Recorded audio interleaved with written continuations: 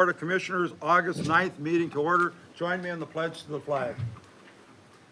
I pledge allegiance to the flag of the United States of America and to the republic for which it stands, one nation, under God, indivisible, with liberty and justice for all. Well, thank you very much. We come to the part of the agenda that is public comments. Anybody that has some words they want to share with the county board, now's the time. Come up, introduce yourself, and we limit you to 5 minutes. Welcome. Good morning, Mr. Chair. My name is Rodney Dangerfield 2.0. I get no respect. Just kidding. Tom Ross, 310 East 38. Tom Ross, he must be back. Sam Cook, officially today, 310 East 38th Street. And we all know why I'm here, because folks have a hard time accepting responsibility for their actions. And I know it's part of your culture. You know, you never want to look weak in a world of white supremacy, but sometimes we make mistakes and we err. And I guess at the end of the day, real men and women take responsibility for their actions, which you all seem not to do. So my quick little testimony here. Never be afraid to raise your voice for honesty and truth and compassion against injustice and lying and greed. If people all over the world would do this, it would change the earth. In September 2008, Northern Lights Broadcasting filed an application to change KTTB call letters from the city of Glencoe to Edina, the city which the station's studios were located. That was our studio. They moved its transmitter to the tower in St. Louis Park used by AM stations, WWTC and KYRC, and decreased its power from 100,000 watts to 24 watts. An antenna height. Northern Lights purchased 1310 AM KRBI in St. Peter's in late July of that year and changed its call signs to KGLB. It plans to change the KLB city's license to Glencoe, which has no other radio station license. Northern Lights application to change KTTB's city of license to Edina, moved the transmitter to New Hope and decreased its power from 100,000 watts to 19,000 watts. The reason I'm bringing this up is that this is a long history of a radio tower that never should have been built, that was built, that I guess at this point in time, I would ask on a scale of 1 to 10, how did it affect Carver County yesterday and today? 1 being very, very bad, or 10 being it was the greatest project that Carver County kicked out. Mr. Chair? We're here to listen to your Mr. Vice comments. Chair, you said you were going to do your homework. On a scale of 1 to 10, where would you rate that project? Just here to hear your comments, Sam. Yeah, Mr. Cook. And then we'll leave it back to the administrator, and I'll leave it at that. I wish you all a good day. Thank you all. Thank you. Anybody else want to share a few comments? Jamie, Mr. Cornell. Hello, board. My name is Jamie Cornell. My wife, Diane, is here with me. We are affected by the 82nd Street or Lyman Boulevard project, and I want to talk a little bit about that. We're actually ready to sign, but we're having trouble figuring out exactly what we're signing. So we've had 3 different official documents, 2 that have come to us through certified mail and a 3rd one that's on its way, I think. And we're not clear exactly what they are asking for. And so we've been working with SRF to try to get clarity on that, and we're having a little bit of trouble. So that's what I'm here to try to get clarity around. My wife and I moved to Carver County in a long, long time ago. I had a job teaching in Waconia. My wife got a job teaching in Watertown, and we landed in Chaska because that was the farthest that the Metro phone line went. Okay, so that dates us. So that was 1985. We moved into Chaska at that point. We've lived in Carver County since that time. Lived in Chaska for most of that, and about 10 years ago, 2011, we moved to 82nd Street across from the Arboretum. So we are at the corner of Bavaria Road and 82nd Street, County Road 18. So we are at the nexus of where this whole project is happening. We really appreciate Carver County. We've lived here our entire, pretty much our entire adult life. We've raised 2 kids here. They've gone through the district. I taught in Chaska for 25 years, had Gail's kids in class. Yeah, we've been very blessed to have him as a teacher for, I think, all 4 of our kids. And yes. I don't know if you remember this, but I borrowed an anvil from Yes. you about I 20 remember years setting ago. it on your chest. Yeah. So I to- did a demonstration physics. laying on a bed of nails with an anvil on me and having somebody slam a sledgehammer into it to show that if you distribute the force, it doesn't really matter. So anyway, so Gail and I go back a ways. Gail wants you to bring that anvil back too. It was my Oh, it's honor. back. He made clear about that. So we moved to where we are. It's 2.2 acres because it was a beautiful setting. My wife trains dogs, and she's trained a whole series of helping paws service dogs. So we have service dogs that have been whelped at our house and started their life at our house, and she's trained, I don't know, 500 dogs over the course of her career. Once we got to that property, I realized that we had maple trees and I could make maple syrup. And so in fact, I meant to bring some samples of maple syrup for you guys, but I We forgot. couldn't accept it anyway. It's worth more than we're allowed to take. If you ever want to stop by and look at our property, I will show you around. So that would be something that would be cool. We understand the need to pave the road, okay? We've lived on that road. There's a huge amount of dust. The road is horrible. I don't know if you've ever driven that road, but I don't think it actually has a bed underneath of it. In the spring, we get mud boils that come up and it's in crappy shape. So I understand that. We have some reservations. There's going to be increased traffic. The speed's going to go up. There's going to be, especially when Highway 5 closes down, there's going to be a gazillion cars a day going by our driveway. So that's, whatever. The biggest issue really is the roundabout. And the roundabout's going to go, they're buying our land to do the roundabout. So they're taking 1/10 of an acre to make the roundabout. I understand the roundabout.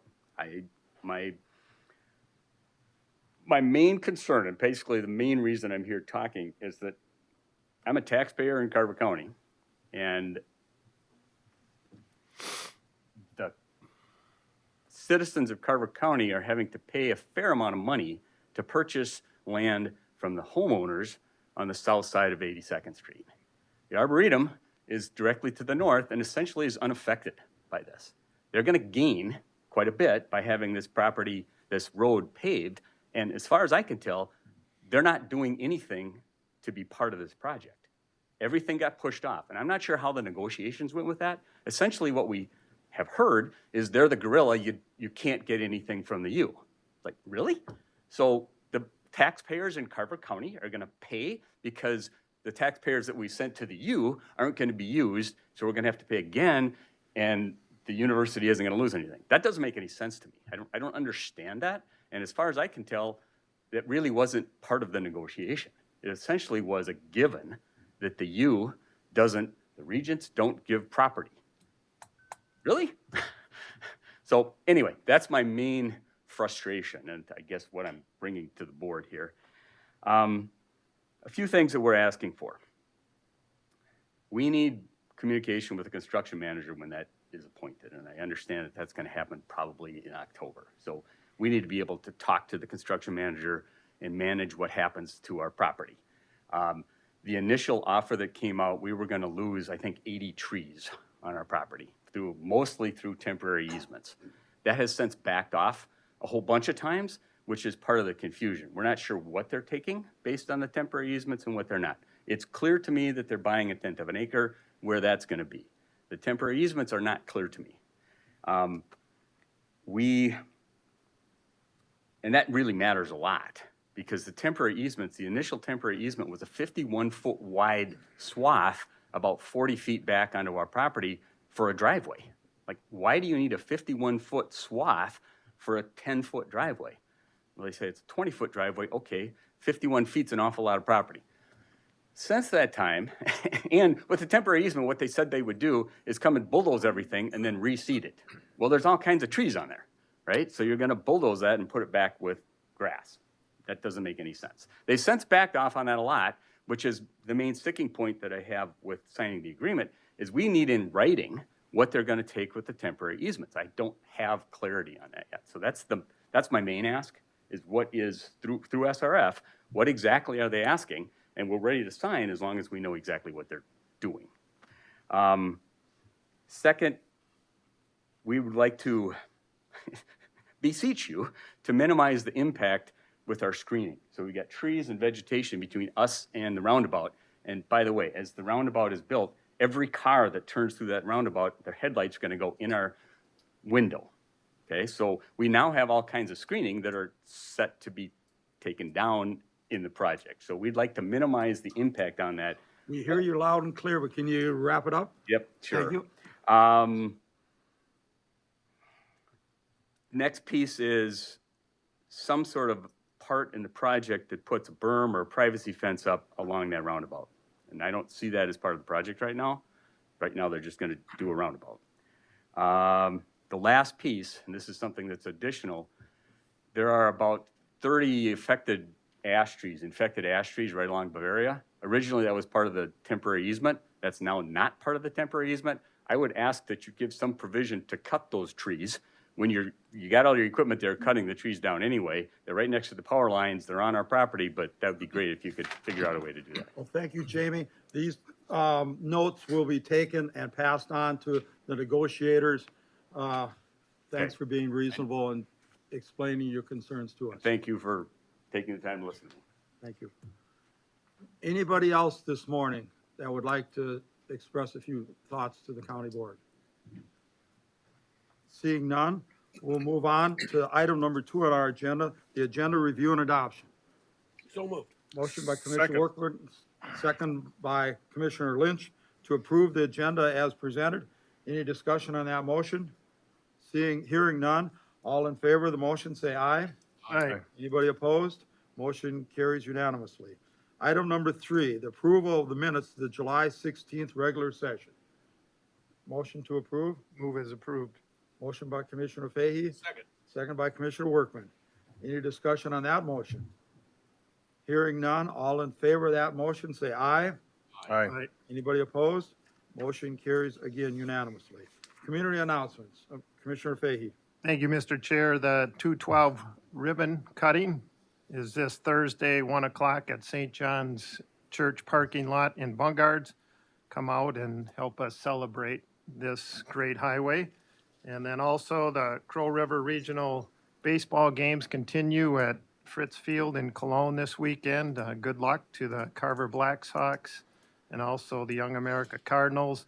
And then there's also a few other teams that are continuing to play, Waconia, Watertown, Green Isle, and forgetting the other one right now. Maybe the Chaska Cubs? No, that's a different Division, okay. division. And then also on the 29th, I participated in the ribbon cutting of the West Creek Apartments. This is a 16-unit apartment complex that supports young adults transitioning out of homelessness. Thank you to all the partnerships that were involved, the CDA, the City of Chaska, the CAP Agency, and just to see this success after 8 years in the making. So congratulations to them. Also on August 12th, there's a ribbon cutting taking place at the new Raider Fieldhouse at Central High School. This is a great addition to that school and the community. And then just wanted to shout out for Minnesota's oldest celebration, the Stiftons Fest in Norwood Young America, which starts on the 22nd through the 25th. Thank you. Commissioner Lynch. Well, today officially starts the fair. Which fair? Carver County Fair, the only one. They have a kickoff concert tonight with starting at 7 o'clock with Jason Paulson, local band, wonderful, and then National Recording Artist Confederate Railroad right after that. So I'll see everyone there. They have looking forward. They were big in the '90s. They have a great song, Jesus and Mama, And then on Sunday at 6 o'clock, another local band from the Watertown, Waconia area, the Bingos, and then one from Butch Automatic. Butch Automatic is playing. That's the one you remember from way back when. So, yep, they're playing. They don't play very often, but they're playing at on Sunday night at the fair. So, not only that, but all the other activities with tractors, ducks, chickens, and you could come and see us on Saturday morning. Well, we paid way too much for chickens at the 4-H meat auction. Yeah. Should be good weather for it, too. Should be wonderful. Commissioner Ruderman. Mr. Chair, I had a chance to go to a soccer camp. Four of the players from Minnesota United came out in partnership with Mikasa. I know Public Health's been part of that. It was great to see them. I often talk about physical infrastructure in Carver County, but also social infrastructure, and that's being built on the soccer fields. That was also in partnership with Chaska High School, which was fantastic. I know we're going to have increasing number of conversations today and beyond on strategic plan and budgeting. And as I go out and talk to a lot of people, it was not lost on me that there's some people not running their air conditioner in 85 and 90-degree days. And as I talk to some of those people, they say they don't want the enormous electric bill associated with that. So I think we have to keep those things in mind when we're making budget decisions as we move forward. I'll echo what Commissioner Fahey said about West Creek, 19 units. And we're in the midst of a historic period of time. Those 19 units, along with another estimated 180 units in the next couple of years in partnership with the CDA, will come out of the ground and be affordable, as you've heard me often say, to the likes of that first-time school teacher making $45,000 a year. I hear the stories of a lot of people saying, man, I wish my kids and grandkids could afford to be here. And I think these are steps in the right direction to ensure that the people that grew up here can deliver on our mission of a good place to live, work, and play for a lifetime. I also want to recognize the appointment that's now public of the CDA Executive Director and acknowledge the effort of Julie Frick in her time there. And so Allison will take over as the executive director of the CDA in September. So congratulations to her. Bright times ahead, a lot of momentum, great partnerships. I'm looking at you, Heather, too, as well, with HHS and beyond. I had a chance to go to Thank You Fest. A number of the not-for-profits in town, faith organizations, civic organizations came together. And they said, let's bring everybody together to an event that we're not going to ask for money. And we know we're tuned in that not-for-profits ask for money, but this was a chance to celebrate, be together, interact, and some donors contribute to multiple organizations, and so everybody worked together on that. Llamas showed up, there was a band, there was food, and it was fantastic. You guys have heard me talk about the DMV and the things that go on the DMV in the last 3 or 4 years has been huge strides, historic strides, some of the things that we've done at our DMV. And we finally got, about a month ago, data from the DMV so that we can see where we rank and where we can become even better. And we're doing well.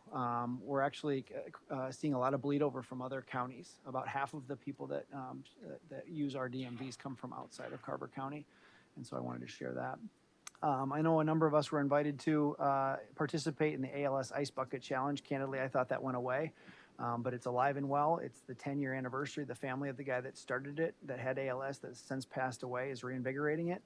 So I had a chance to be at Lola's to do the Ice Bucket Challenge Saturday morning at 7:30. You might see that pop up in a couple different formats and ways. Colin, I'm going to look back at you on the next one. I had a chance to attend River City Days. Colin, one of our own, has spent an exorbitant amount of time getting ready for that. That's one of those community festivals that people probably underestimate the thousands of hours that are devoted for no pay other than they want to make this community a better.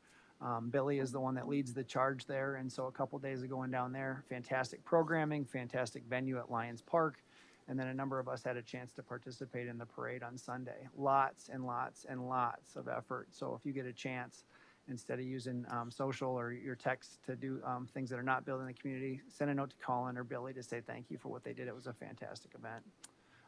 Even was able to get Donna at the farm to participate. She donated some corn to hand out at the parade, and people seemed to love that.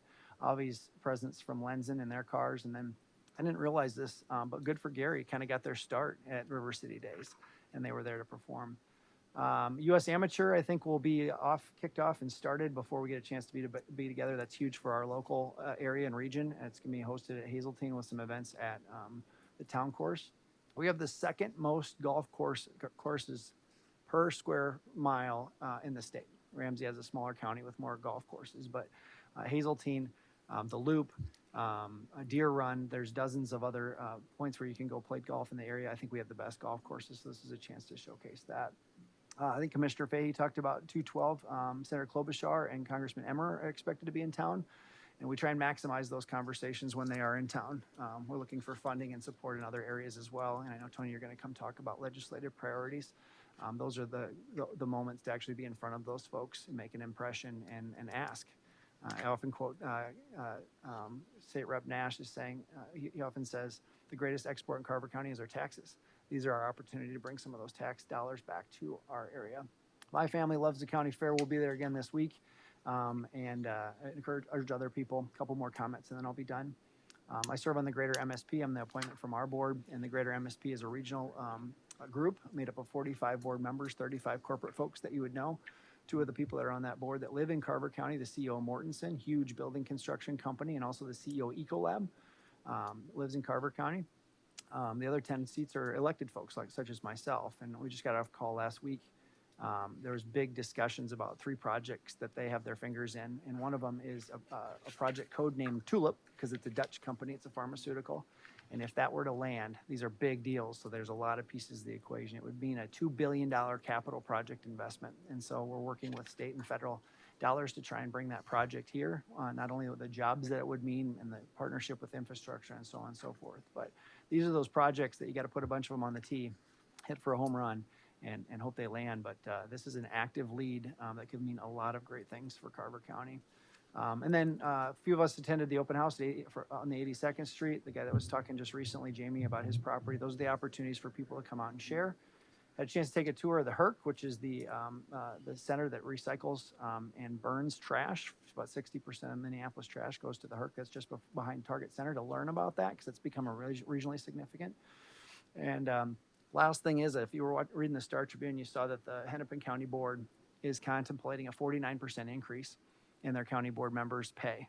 I think it's abhorrent. I think it's extreme, and I think that we should make note that this not happen in Carver County. So thank you for the opportunity. Thanks. Commissioner Workman. Mr. Chairman, tonight is the night to unite, I guess, formerly called National Night Out, I think. I think there were some copyright problems. And I will be out. I have also a lot of construction going on in my district, if not on the edges, like 82nd Street. And the comment from the gentleman about the Arboretum, not thinking they can have to give an inch of land does not settle well with me, particularly due to what they are asking from Highway 5, etc. But I will be out tonight at several different places. Rolling Acres Road may not have been on some of the commissioners' minds because it's not in their district, but it's a little bit of a powder keg waiting to happen. So I'm going to go up to Swiss Mountain, nice people, and maybe have a beer or something. That's about it. Yeah, the Night to Unite, that is very popular. Organizations, if your community, your neighborhood doesn't get together, it's maybe a little bit too late to plan it this year, but get out and meet your neighbors. That's how we become a stronger community. The other thing I'd like to mention is the primary. You probably heard about it. August 13th is the last day. You can actually vote now, vote early, but it will be open until the 13th of August. So get out and vote. It's important. Transportation is a real big thing. We mentioned Rolling Acres Road, but to get to Rolling Acres Road, you're going to have to take Highway 5. Highway 5 is going to be closed from August 12th up until Sunday, the August 18th. That's for soil borings. We're getting a lot of feedback and getting a lot of support for improving Highway 5, and that is on the docket. And in order to make those improvements, you got to know what the soils are like. So that road will be closed. So a lot of people are going to be finding shortcuts, you might call it. The regular detours, I think, taking you up to Highway 7 and then over to 41. It's going to be closed in between 41 and the city of Victoria. You will still be able to get to the Arboretum, as been mentioned. But like I say, a word to the wise, if you use Highway 5, be prepared. And then the other thing that's going to affect traffic in the local area is the U.S. Amateur Golf at Hazeltine. So your local streets, not only 41, but Pioneer, those will be very busy the next week or so. they're doing a lot of work right now preparing for it. So with that, we'll come to the end of the community announcements. The consent agenda, I was going to read through, but for time purposes, we won't. We have 16 items on the consent agenda. Anything that should be pulled off, talked separately? If not, is there a motion to approve the consent agenda as presented? Mr. Chair, if we may, Mr. Ruderman. in 5.5, I'm not comfortable voting for $18,000 increase on researching materials. So if we can pull that off and vote it separately. 5-5? Yep. 5-5, okay. And, I see our county engineer is could you make a few comments if we pull it off? Somebody give him a, okay, with that, we'll take that and we'll talk about it as soon as we talk about the rest of the consent agenda. Is there a motion to pull 5.5 off? So moved. Is there a second? I'll second it, Mr. Chair, to talk about it. Okay, any discussion? All in favor of pulling it off, say aye. Aye. Aye. So motion carries.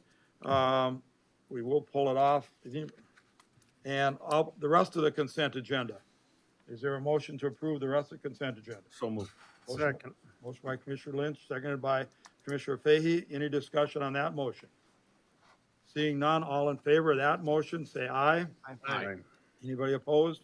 Motion carries.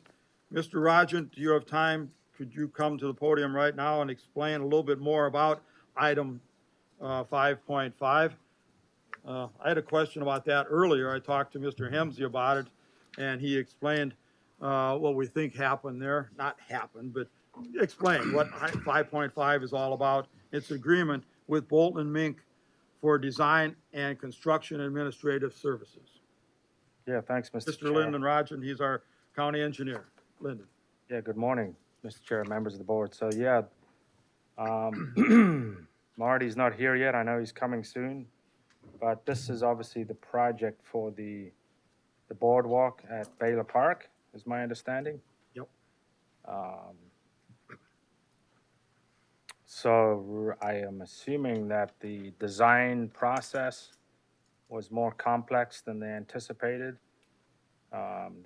Looks like we went through some alternative analysis that wasn't in the original scope.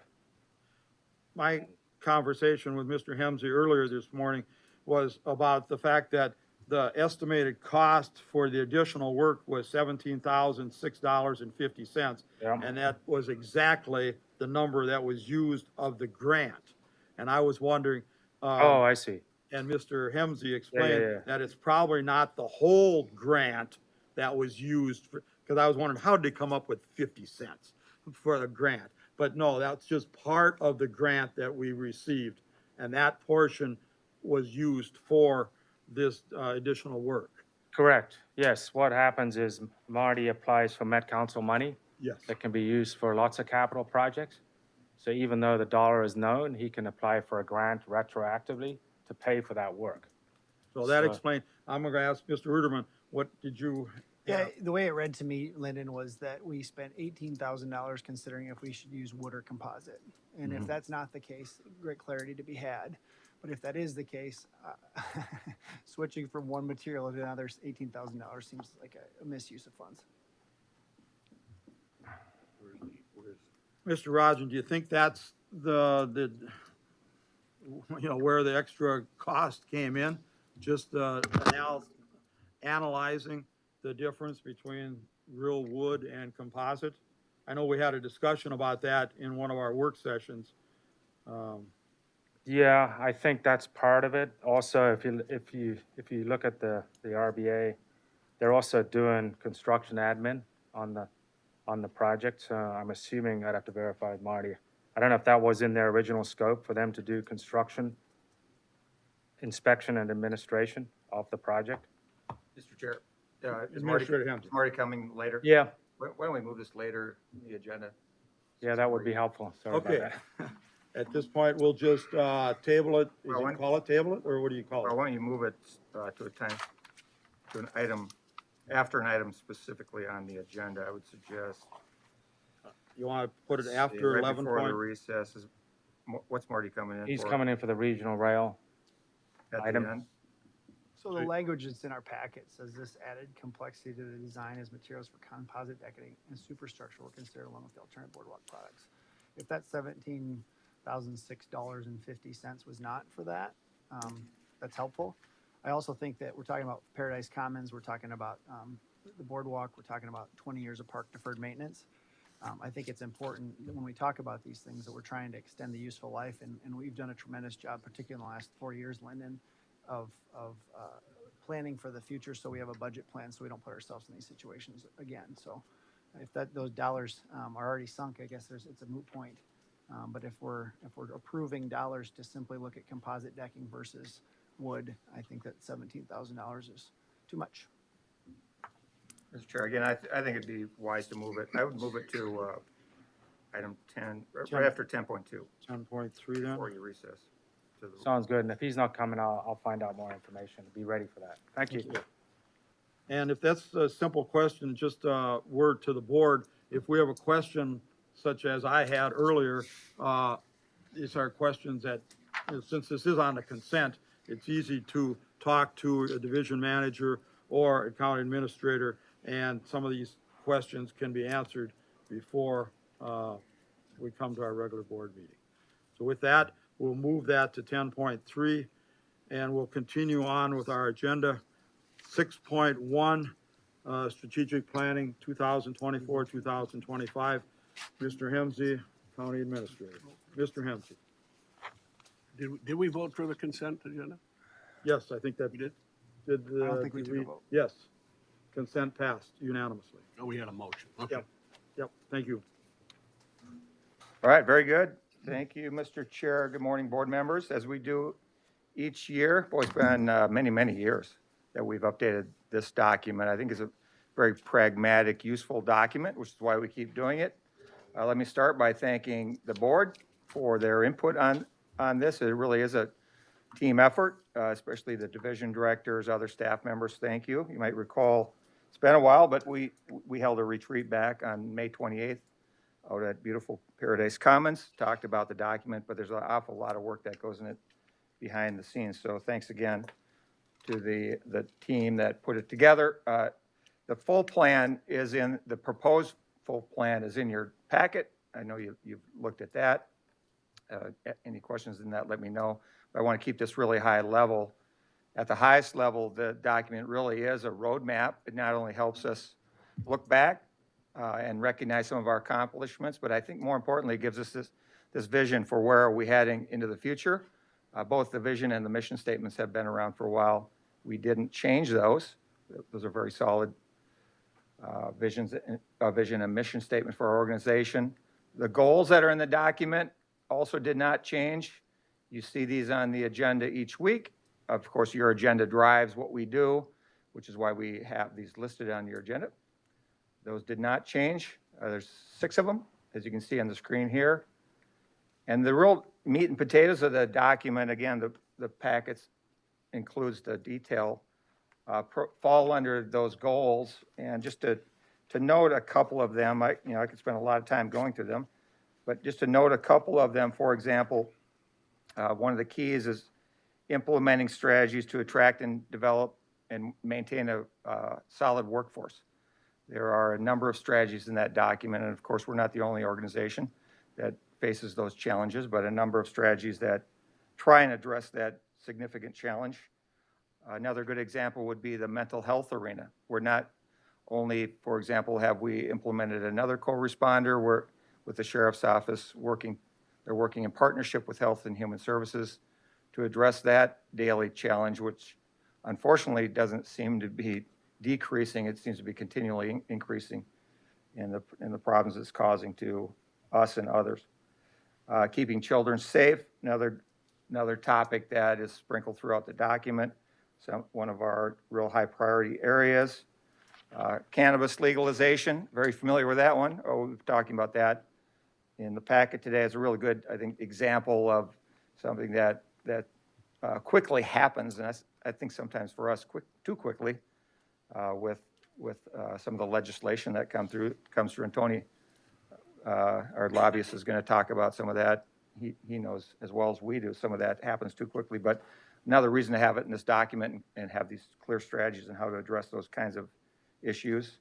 One that hasn't been as quick, but we're really proud of it, Carver Link, as we are now nearing the end of that multiple year project, and with our efforts to provide high-speed broadband to all of our citizens in Carver County. One of the real sort of shining examples of a strategy that really grew, and ultimately we will accomplish that, which is a pretty amazing feat. One of the very few counties in the nation to do that. A real great example. And then, of course, we have all sorts of parks issues. We talked about one of the engineering contracts in parks, but the parks CIP has really been one of our focal efforts to identify our assets, and then, as importantly, look into the future and how do we keep our parks maintained and upgraded as we move into the into the future, the next several years. I could go again on and on. The documents are, the document includes the details, and I would stand for questions. And if there aren't any, Mr. Chair, I'd be looking for adoption of the plan. Questions for Mr. Hensy?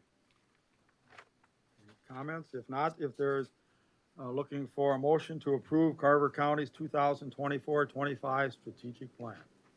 So moved, Mr. Chair. Motion Second. by Commissioner Fahey, second by Commissioner Lynch. Any discussion? Mr. Chair, just a couple things. Commissioner To Uterman. echo a lot of things that you said, I think this document shows an unwavering commitment to public safety as our top priority. We continue to make those investments, and sometimes they're not easy. I think it shows a historic improvement in investment in deferred maintenance. You've done a great job in the last 2 years to get us on track with that. It shows robust efforts for mental health, including areas of community connection and partnership. Shows historic investment in missing middle housing, especially our commitments in partnership with the CDA. Shows historic momentum for veteran services, all while the guy that used to leave our veteran services got a significant promotion at the federal level. It shows the historic fiber, first sizable county in the state with 100% fiber, not taking a dime of federal dollars. $42 billion of federal dollars. We didn't use any of those to get that done. It also shows historic road construction projects, not just the completion of those with 212 and Highway 5, but all the fundamental things that have to happen beforehand. And kudos to Lennon and his team. I think this year and next year will mark 2 consecutive $100+ million road construction projects. And it also shows historic transparency as we hired Ari to be our Chief Communications Officer. We also need to do a little bit better job here, I think, historically.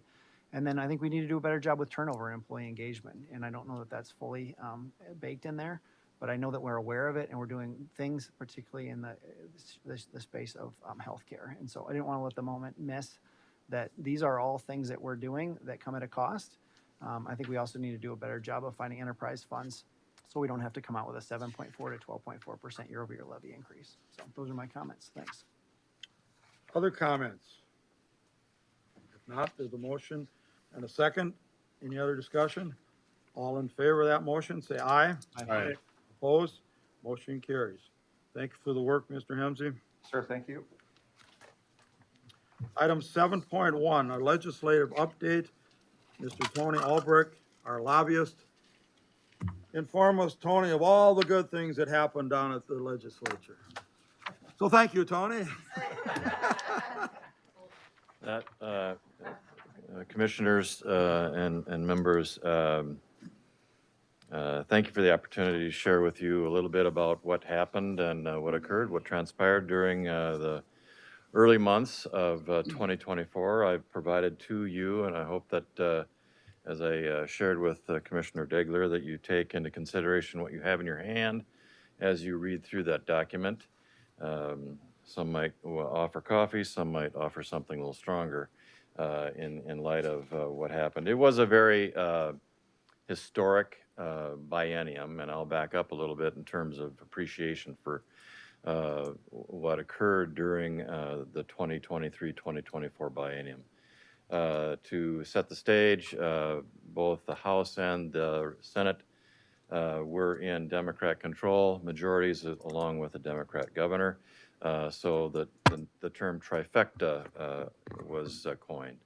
Going forward with that, they were slated with the first year of the budget, putting together the budget for the state for the next biennium, and then supplemental budget, as it were, as well as some policy initiatives in the second year of that biennium.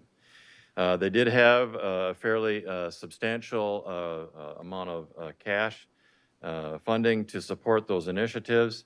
There was $18 billion in surplus, as well as another $3 billion in reserves. That was utilized for their purposes within the budget, as well as there notably were some additional tax increases amounting to $10 billion on top of the $18 billion in reserves that was spent. For that, we received a number of new programs across the state that affected both individuals and businesses. You can see some of those in the handout that has been provided to you, but there are some notable changes that are coming forward into the coming years with regard to paid family leave, earned sick and safe. You also have received your first installment of the Metro sales tax, the quarter-cent sales tax that's been imposed for several months now. You will receive the second half at the end of the year. Most of the counties, or most of the cities in Carver County have realized some as a note. Chanhassen received a check for $126,000. Chaska received a check for $130,000. Victoria received $19,000, and Waconia received $73,000. That money is dedicated based upon the legislation towards housing to Commissioner Uterman's comments about affordable housing. There is a recognition that the state is in need of more emphasis. The first year of the budget really did expend a great deal of effort on affordable housing and housing initiatives. They actually put together a housing budget that spent in excess of $1 billion on housing itself across the state. There are some notable changes in terms of leadership that we will review here with regard to, unfortunately, Carrie Dietzig announced early on in session that her cancer had returned, and with that we had a change in leadership in the Senate. She stepped back from that and took over the chairmanship of one of the committees, and Aaron Murphy stepped forward after an election and became the new majority leader in the Senate. A longstanding member of the House, Kurt Doubt, resigned just before the start of the session 24. His replacement was elected shortly in March, and so we're at full force. There were a number of instances, as you are aware of. We won't belabor the point in terms of the nitty-gritty, but there, particularly in the Senate, one individual in particular is under indictment for suspicion of crimes affecting an elderly citizen in northern Minnesota. That court date is pending. There has been a new judge appointed to that court and to that case up in Fergus Falls. And so the outcome of that could definitely sway the majority in the Senate. We also have a member of the Senate that is running for Congress in Congressman Dean Phillips' seat, Kelly Morrison. And the outcome of that could also sway the majority in the Senate. In the House, all members are up for re-election. And so 134 candidacies and opposition candidacies and campaigns are in full force. And as many of you articulated to me already this morning, I saw it on the way in, our governor has accepted the position as the running mate for Kamala Harris to be the next vice president of the United States. So that also will have an interesting and curious effect on races across the state, as well as if an eventual outcome, we would actually have the first Native American as governor, female, as well as the first black Minnesotan acting as lieutenant governor. And so we'll see what that outcome takes for us, but be prepared for the onslaught of campaigning across the state and on the airwaves. It will be, as I said to Commissioner Fahey this morning, that we lived in very interesting times. With that said, I just wanted to review a few of the items that, as to your priorities, we can move forward with that. There were a number of bills that needed correction from last session in 23. The most notable that was effective of a number of projects, and we've talked about them at great length this morning, was the construction projects in the transportation and bonding areas. There were 2 words missing that did not allow for the projects that we worked very hard to make sure were in the bonding bills in 23 to be funded. That has been corrected. And that construction is moving forward, I understand, with great haste. As we all well know, there are 2 seasons in Minnesota. One is winter and the other one is orange cones. And so that is moving quite quickly. We'll note, because of the topic, that it was raised just recently by your administrator, but the cannabis rules have been promulgated and they are out for review. The first licensures will be not delivered, but their applications are being taken under consideration. I will say that this is a very, very complicated, a very extensive licensure as well as a permitting process. Most of the individuals who are applying for a niche within the cannabis area. And it will take some time for the, if you will, the kinks to be worked out of that process.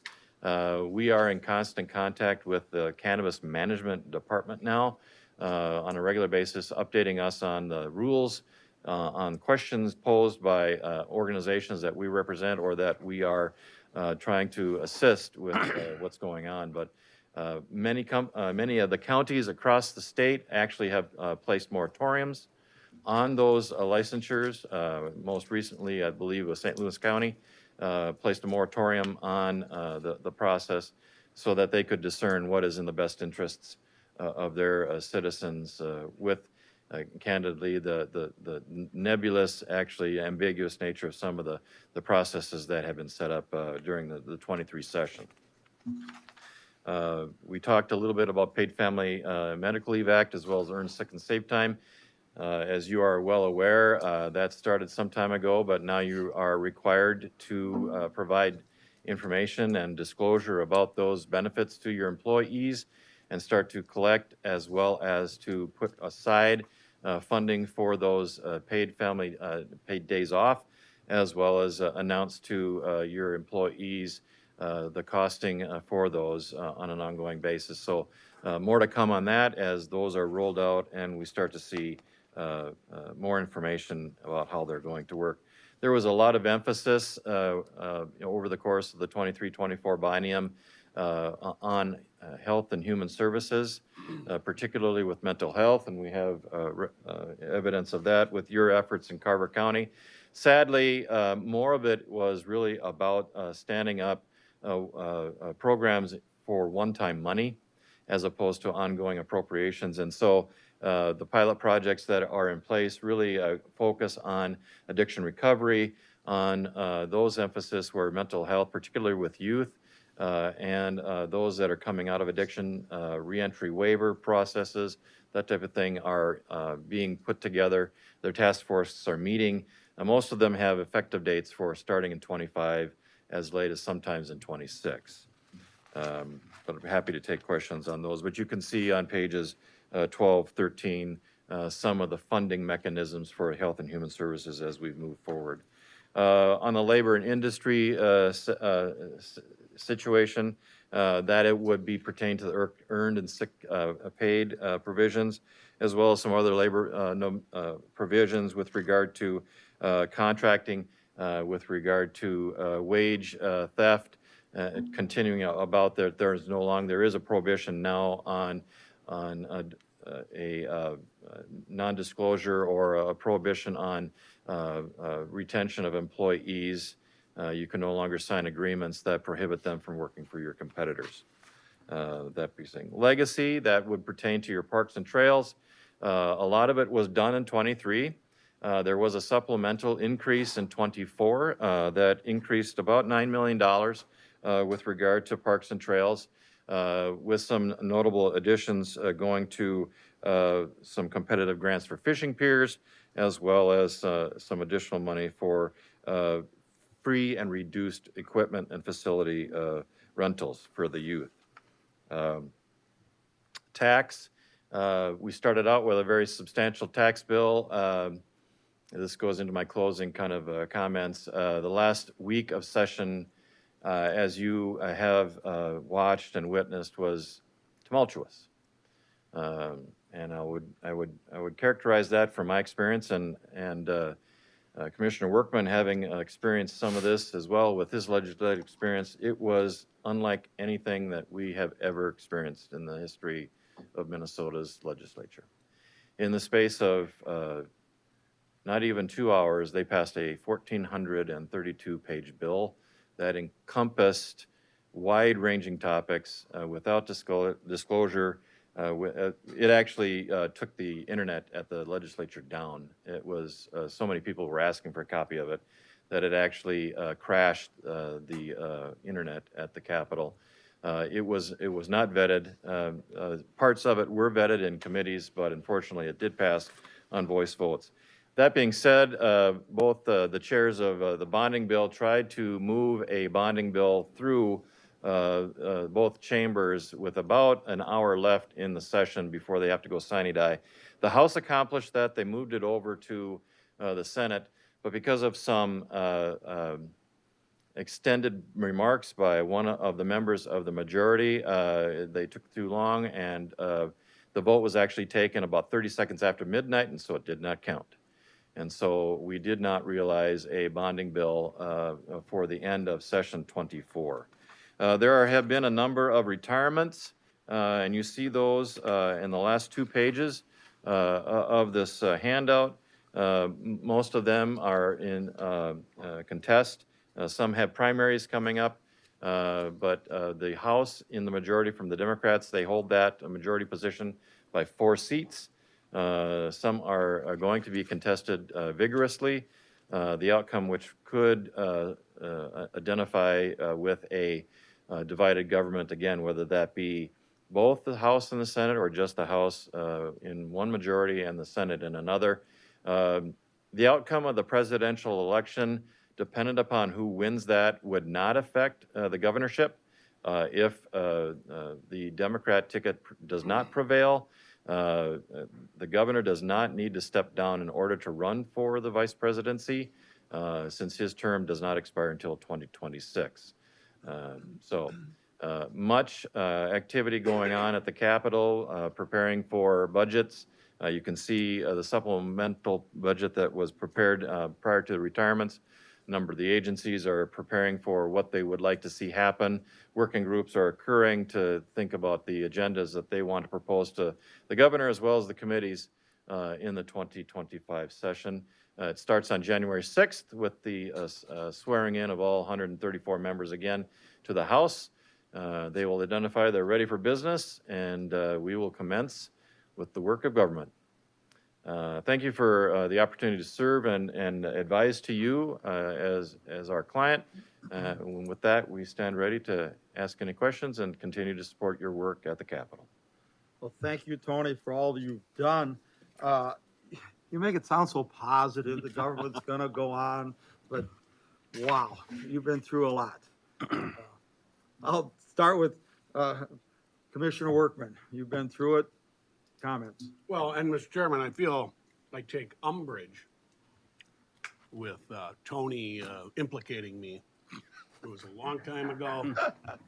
You don't want to be associated with it? We drank all, it was the Ventura years. We drank all the champagne, and I got the heck out of there. So, this has been a remarkably weird 2-year session.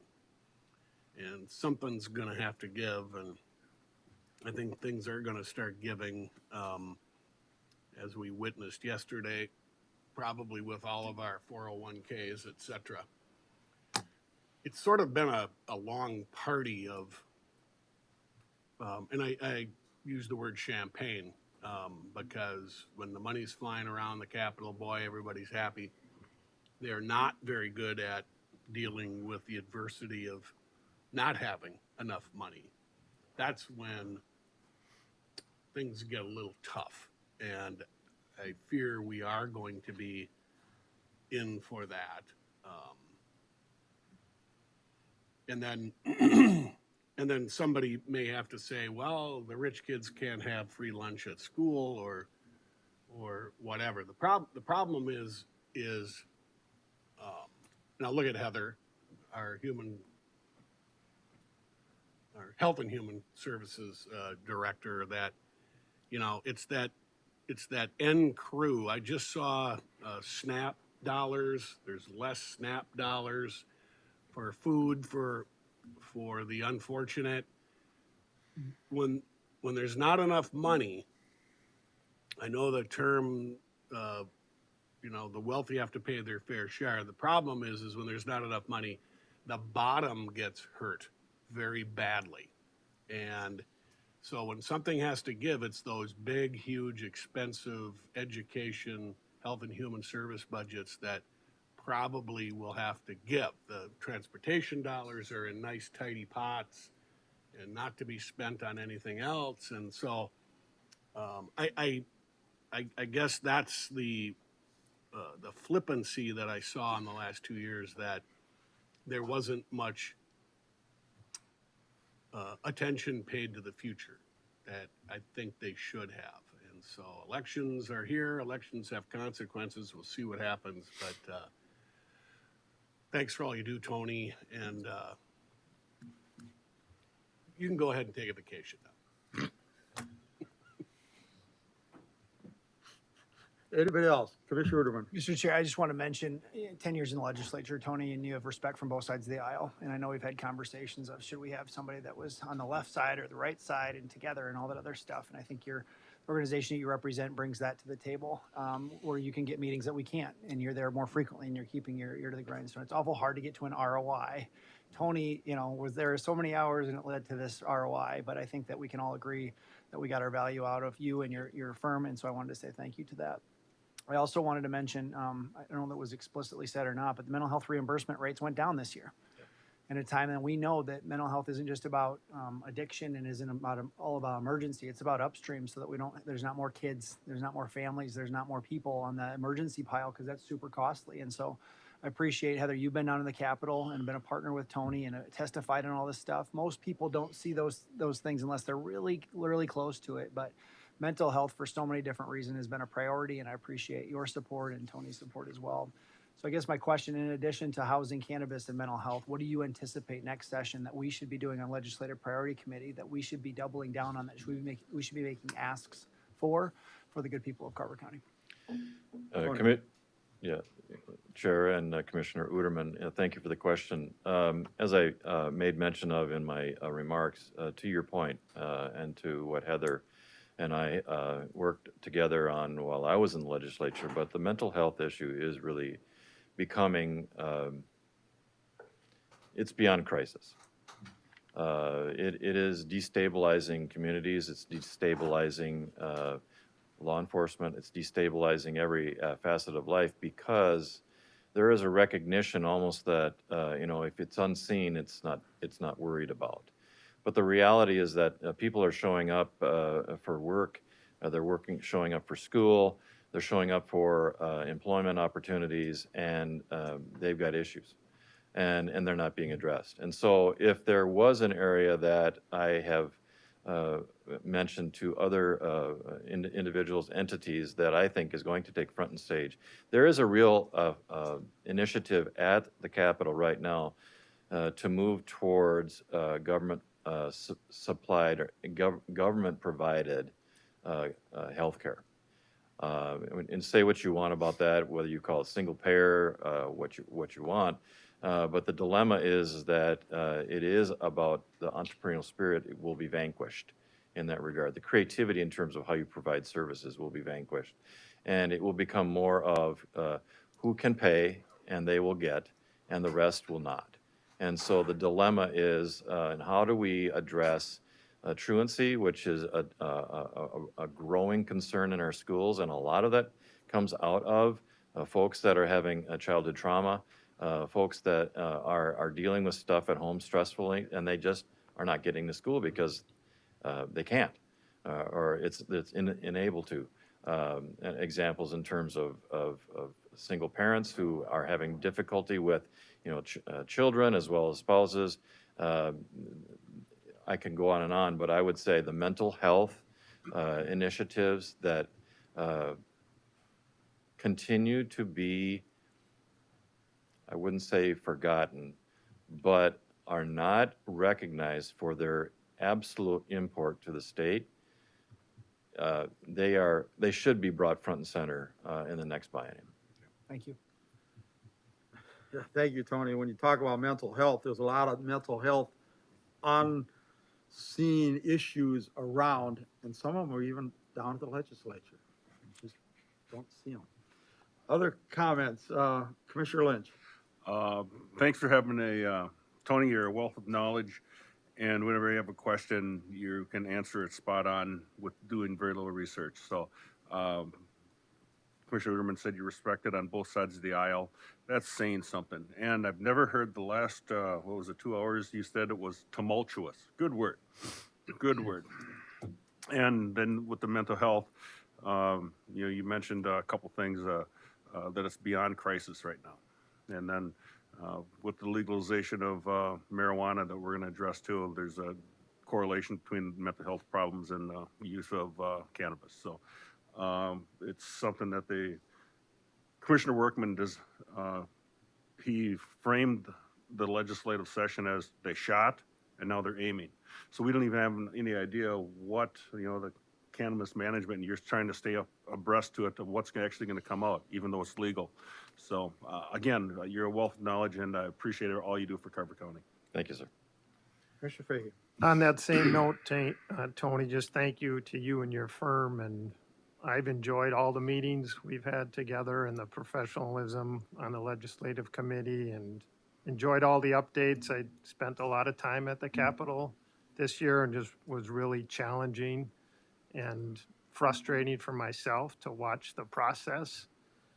And one case in point, Marty and I were set to testify in one of the committees and just got passed right over, and you're out the door, and there you go. So we'll keep fighting and we'll keep pushing, but thank you, sir. Last question, Tony. Retirements, you got a list of them. If I read the list right, they're all from the House. Is that unusual that all the retirements be on one side of the Capitol? Mr. Chair, and thank you for the question. Only the House is up because they serve a 2-year term. The Senate is a 4-year term, and so their term expires with 2026. Obvious explanation. I didn't think of it. Thank you very much. I will note that if you do come to the Capitol this year, particularly since we are starting in the middle of winter, make sure that you wear good footwear, a warm coat. The State Office building is under construction. There is no tunnel between the State Office building and the Capitol. All of the House members will be and are being relocated to the Centennial building. It is very cramped. They will be in cubicles with very little space for confidential or otherwise conversations with those members. So we are in the process of trying to figure out how to coordinate accordingly. Some members have even suggested that they may take up residence for their office on the House floor and just come out from the chamber when someone comes to visit them. The State Office building broke ground earlier in 23. It's anticipated to be a 3-year construction project. The net result is expenditure of about $730 million in appropriation bonds, which carry about a 200 basis point higher interest rate than the state borrows at. There is contention around that project. They've already run into delays. Case in point, they discovered footings for a foundation for a building. They halted everything to discern whether or not it was archivable. The Minnesota Historical Society was brought in and deemed it to be, of all things, a junk pile from an old bar. And so with that in mind, they continued, but there is much construction around the Capitol, and we will make every effort to make sure that you get to those meetings and to those conference and committee assignments. Please don't hesitate and don't allow for the construction at the Capitol to prevent you from coming to the Capitol. Your voices are integral to the work that we do on your behalf, and we long for those opportunities to showcase what's going on in Carver County before the committees that we call upon. Again, thank you for your work, Tony. Administrator Hemsey? Hey, one last question, since you mentioned it. Later, this board's considering a moratorium on cannabis. You had mentioned you have contacts at the Office of Cannabis Management. And I do. What I had read was that the rules wouldn't be finalized till the end of this year. That is correct. They're out for debate and discussion right now. So it seems odd, since we are now asked to potentially allow early growers because with the social equity rules. How are we supposed to address that without rules? That's a really good question. And one of the things is that just because they're providing applications does not mean that they're going to receive a license. And there are, I believe at last count, there are 16 different types of licenses based upon your facilitation of one aspect of the cannabis industry. And it is a bit cumbersome, but what they're undertaking now is they've just announced and released their draft of those rules in terms of how they are going to operate. It is a subject for conversation, as well as we have a couple meetings later this week with other individuals where they're preparing letters and or testimony to be brought before the Cannabis Management Board in opposition to some of those rules as they have been conveyed. So it is a very lengthy process, but once an application is submitted, it is not a de facto receipt of a license. They go through a lottery perspective, they go through a number of other procedures before, and then they receive the license, but it is on a temporary basis to say you can proceed with establishing your facility, your grow facility, your distribution facility, your retail establishment, but then you have to come back and identify that you have accomplished the work in order to provide the services that you're applying a license to receive.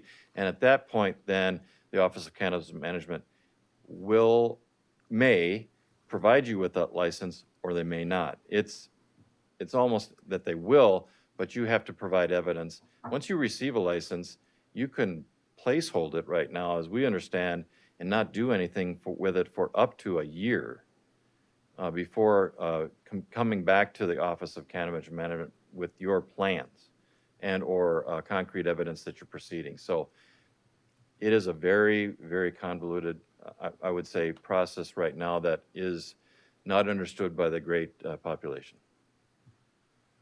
That answer what you were concerned about? Not really, but it makes sense. What you described. What doesn't make sense to me is there aren't rules. The rules right now are in draft form, Right, I mean, and they won't be final finalized until the end of year. So do you think that these licenses really won't be enacted until after those rules are finalized, which would be January of next year? That is our understanding. Okay, that's where I was going to. Thank you. Well, again, thank you for your expertise, and we look forward to working with you and your firm for many years to come. Thank you, Commissioners. Thank you very much. With that, it brings us to item number 8 on our agenda, peer award recognition. And the first question everybody asks is, what is peer award?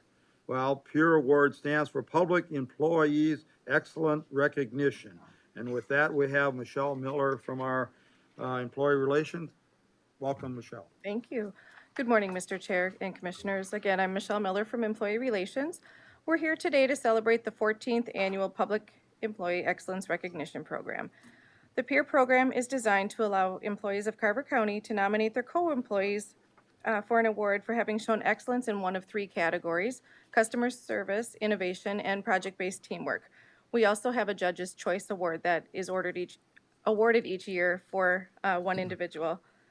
The Customer Service Award nominees are employees who have demonstrated a dedication to courteousness, a high degree of efficiency, the ability to respond to others' needs, and they often go the extra mile in responding to requests of internal and external customers. The 2024 recipient of the Customer Service Award is Chesney Rang from First Street Center for the service she provides for her clients and her willingness to jump in and help wherever she's needed. And Heather Goodwin will say a few words about Chesney.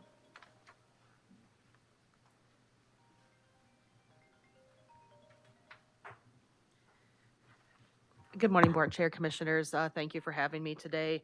And thank you again to Michelle for the peer awards today. We had a celebration this morning before the board meeting. It was lovely. So I appreciate that time this morning as well. Chesney Rang, as a Health and Human Services employee, has been a vital part of the drug treatment court. And as our mental health professional on the team, she often helps assist those participants involved in drug court to attend to their mental health needs. Being a screener for civil commitment petitions is a tough job. Often folks you evaluate are unstable, at times angry, very ill, and most of the time are at a resistive place in their life. Chesney does this work with respect and kindness and productively collaborates with others, attorneys, hospital staff, the community, while on a tight timeline to get paperwork submitted to the court. Chesney has sound judgment and a wealth of experience. She has created a process guideline for civil commitment screenings as an aid to new or backup staff. Chesney is always willing to provide coverage and help her coworkers.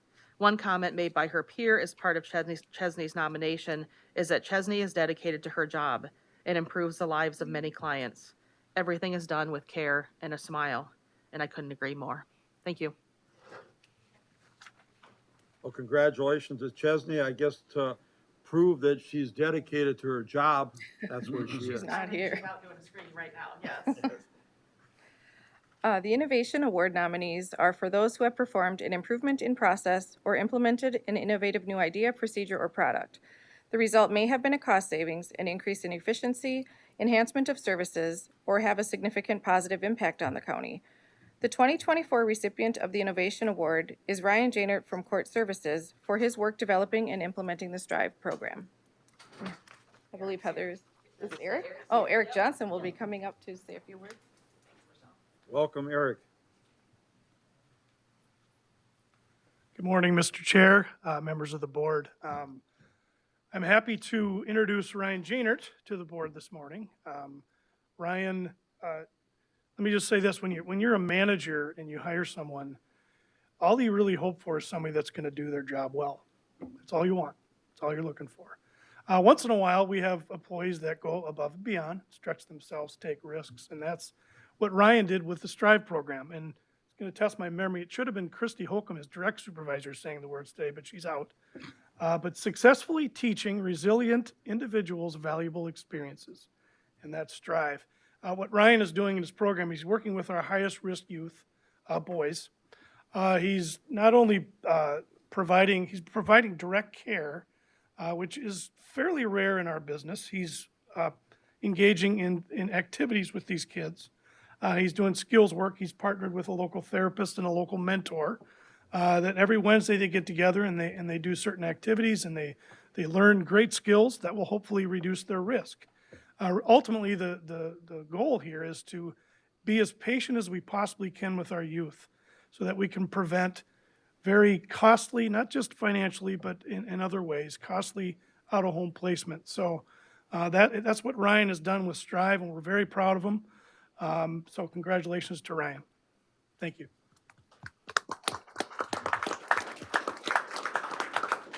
I hate to disrupt your train of thought, but STRIVE, what age group are you working with? So it can be anyone who's on probation, which is 10 to 19 generally speaking. But for the most part, it's been both 15 to 16-year-old males. Tough group. Thank you. Next is project-based teamwork, and this award is for an employee or employees working together to demonstrate excellence in the improvements of process, coordination of a project, or services provided as a team. And this year, Paul Erickson and Patrick Jones from the library received this award for assisting public health with distributing thousands of COVID test kits at no charge to residents. And Jody Edstrom will say a few words about Paul and Patrick. Welcome, Jody. Thank you. Good morning, Chairman of the Board. Good morning, Commissioners. Great to see you all. I'm glad to be here today to congratulate Paul and Patrick. They aren't here today. I think they're back at their branches opening the doors and getting busy with their days ahead. But I've had the opportunity of working with both of them in many capacities over the past several years. And in every interaction and every project, it has been abundantly clear that their dedication to both staff and patrons is unwavering and deeply rooted in a genuine passion for our communities and the service that they provide. In a time when the importance of community health and wellness has never been more evident, Paul and Patrick have risen to the challenge with unwavering commitment. They've gone beyond the traditional roles of being library branch managers and recognizing that our libraries are more than just places of books. They truly are a community hub where people can come to seek health resources such as COVID test kits, education, experiences, and connection with all the folks in our county. Today, as we present them with this peer award, we not only recognize their individual recognition and achievements, but also to celebrate the power of partnership and collaboration. We so appreciate the everyday interactions that we have with our county departments and the work that we're able to do together as a team. Paul and Patrick, their efforts have not gone unnoticed, and they've clearly set a high standard for all of us and have shown that when we work together, we can achieve extraordinary things. So again, I congratulate Paul and Patrick today. Thank you. Jody, before you go, tell everybody what branches are they managers of? Oh, sure, So that absolutely. If anybody's stopping at the library, congratulate these people. Absolutely. Patrick Jones is our branch manager for the Chanhassen and Victoria branches, and Paul Erickson oversees Waconia, Watertown, and Norwood Young America branches. Thank you very much. Thank you. Congratulations.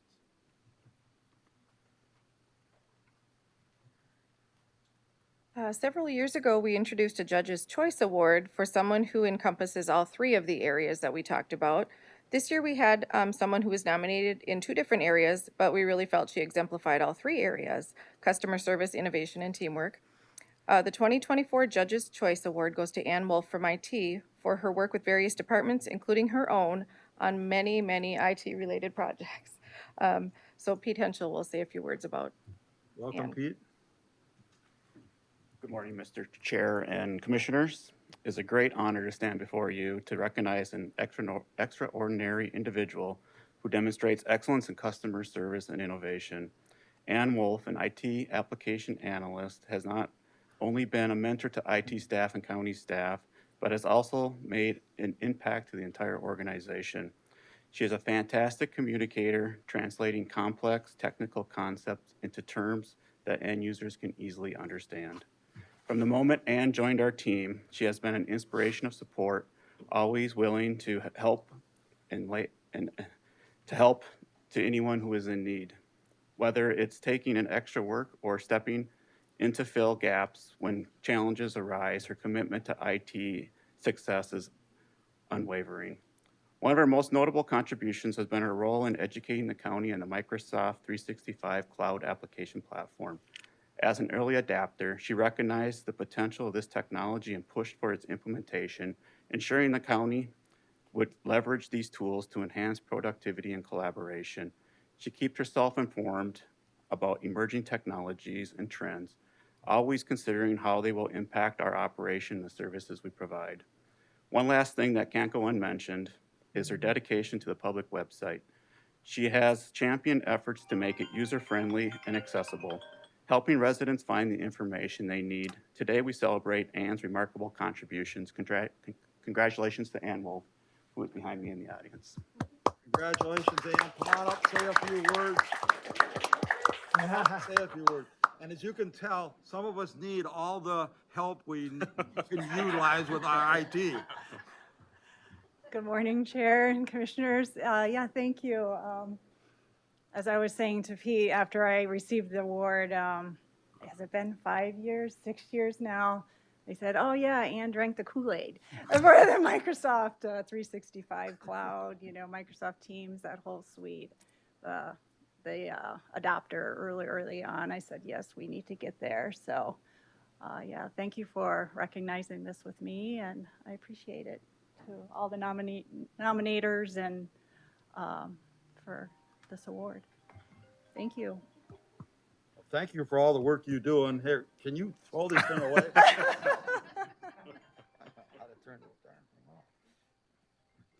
There you go. Oh, well, thank you again for your time today. It's always nice to recognize our employees for great things that they do. Thank you. Thank you, Michelle. Thanks, Michelle. With that brings us to item number 9, Sheriff's Office Table of Organization Adjustment. Mr. Patrick Berry, our Chief Deputy.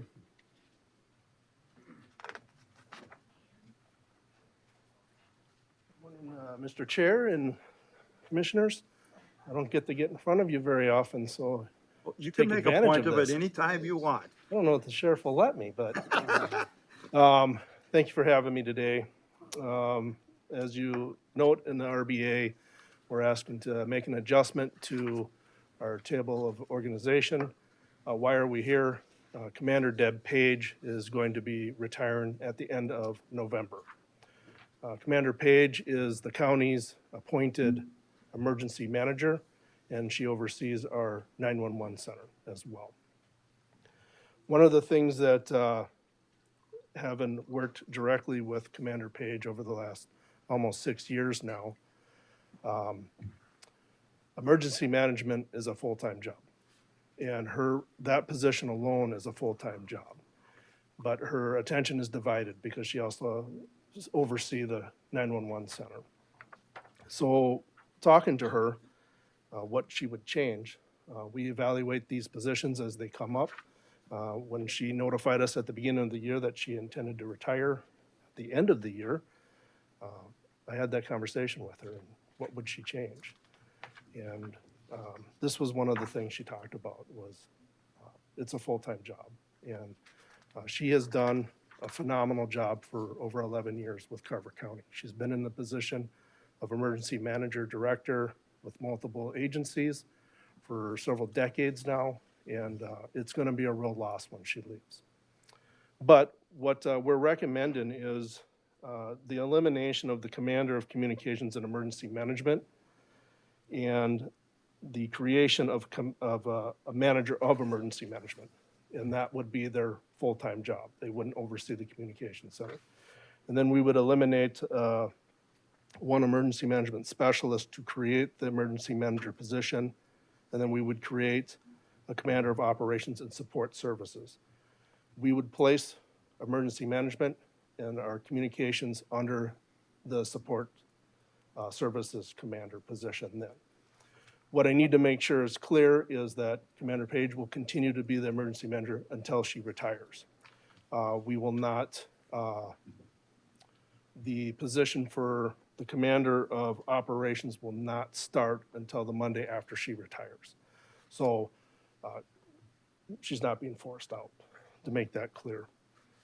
We believe that this will make the organization more efficient, it will allow emergency management to do their job more efficiently and effectively and provide those services countywide. They have to develop relationships and work with not only the divisions within Carver County agency, but all the townships, all the cities. And so it's a very busy job, and they oversee 4 major plans that every year have to be updated, changed. It's just a large undertaking. So that is our ask, and I would stand for any questions. The first question, while others think, is how are we going to fill these positions? So I hope that the board will approve this ask, and then next week we will put out a post for a new emergency manager. Our intentions are to identify and hire that individual who will then work with Commander Page for her last 30 days to help with a smooth transition. There's a lot of stuff going on. It compounds with a natural disaster such as, a flood. And this year we have, Commander Page has started the update for the mitigation plan, which has to be done every 5 years. That won't be completed until 2025, but we need to make sure whoever takes her place is up to speed on that as well. Sounds Yeah. good. Other questions for Chief Deputy? Mr. Chair, just a clarification in the motion, if you could add the 4 changes that are listed in the background to the positions. The 4 changes, okay, 1, 2, 3, 4. Yeah. Okay, the motion would be to approve the sheriff's office's table of organizational adjustments. Specifically, eliminate, create, and create, 1, 2, 3, and 4. I'd make that motion. I have a motion by Commissioner Lynch. Is there a second? Second by Commissioner Workman. Any discussion on that motion? Commissioner Lynch? Only that I really like the management style of actually approaching Deb and ask her what she would change. I think that's the way to lead, and you get not only a commander, but you get the opinion of the rank and file, and you make it a more efficient organization. So congratulations to you and the sheriff. Thank you. Good job. Other comments? If not, we have a motion, we have a seconded. Any other discussion? All in favor of that motion signify by saying aye. Aye. Aye. Anybody opposed? Motion carries unanimously. Good job. Thank you. And congratulations on her retirement. Yes. We're going to miss her. That's for sure. Item number 10, 10.1, BH aggregate, a request for a mine. And picked up the wrong one here. Oh, here it is. Who do we have? Oh, Jason, welcome. Good morning, Mr. Chair and board members. This particular item was held, public hearing was held in this matter on June 16th as part of our Planning Commission regular agenda. The Planning Commission voted unanimously to recommend approval of this particular request, interim use permit mining activity up in Watertown Township. Ultimately, the site that's being mined, it's 340,000 cubic yards of sand and aggregate material that's going to be used for a specific project, which is going to be the Highway 212 reconstruction, so on and so forth. The overall acreage of the property is about 85 acres, and they're looking to utilize just under 10 acres of that area for this interim use permit mine. Interim use permit means it has a sunset date. So we know that in this particular case, the mining activity will cease after the project is done or the material has been exhausted from that site.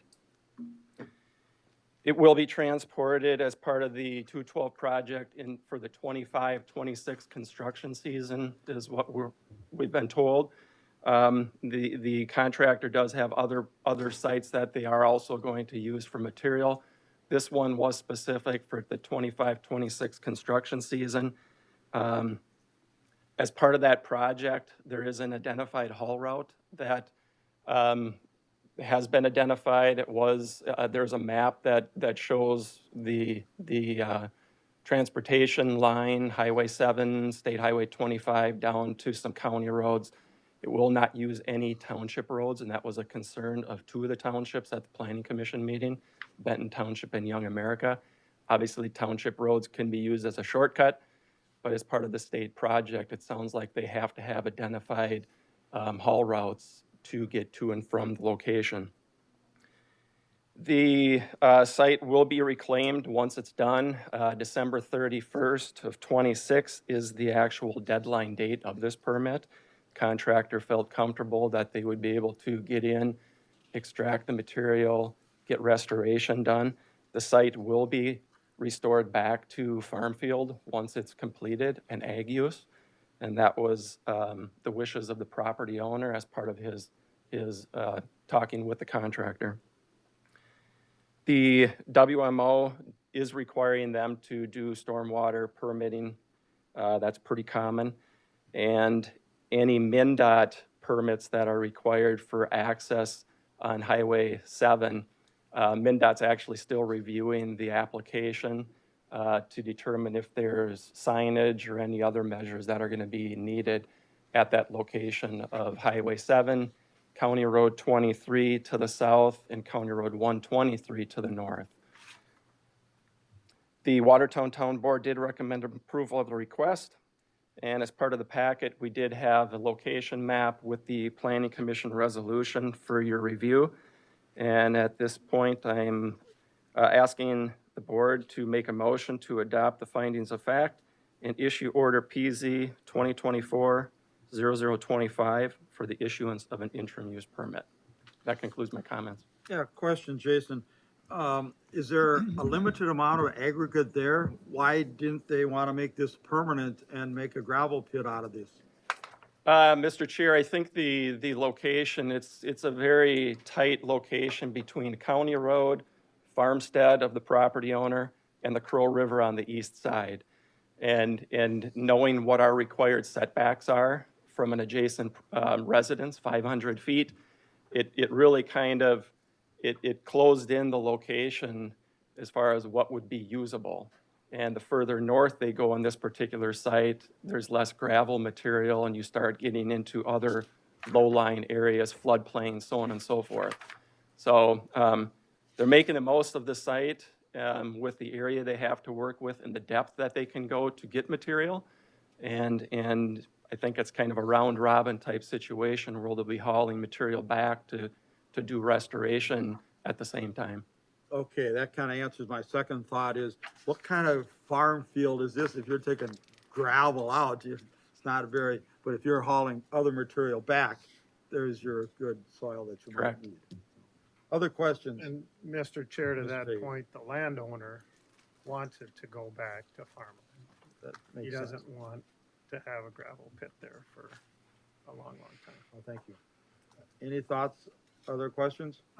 Curious Commissioner questions. Ruderman. I know it's unanimous from the board, and I'm a believer that you start from a place, do what you want with your land, so supportive of it. But if not this site, where would 212 get their stuff? Would it be across the county border? They'd have to drag stuff back and forth?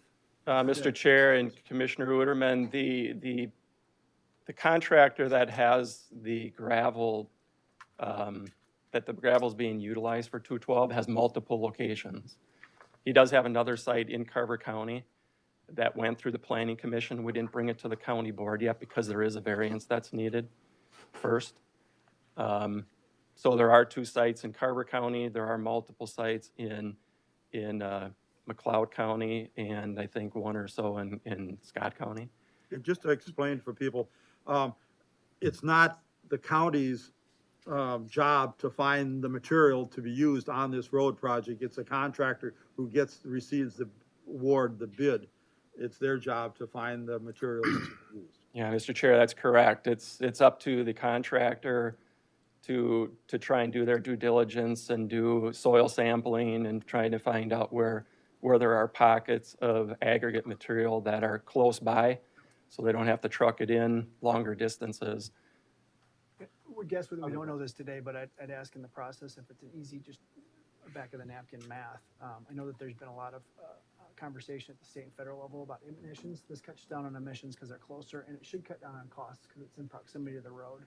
If we can get some ballpark as to what that might be as a savings throughout the process, just as an estimate, it'd be helpful to know, because I know that there's state and federal dollars tied to this project. So, thanks.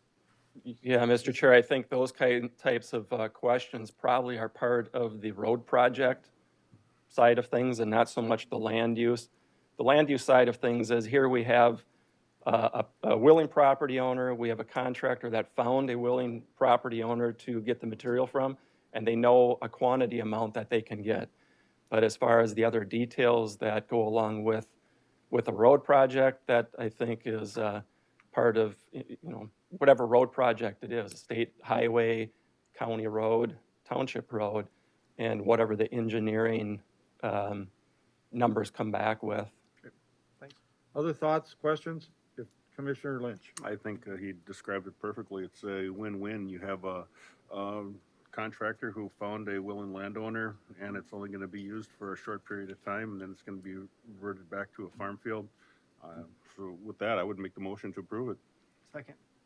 Okay, motion by Commissioner Lynch, seconded by Commissioner Ruderman to adopt the fact and findings for this order 22, or Jason already listed the number.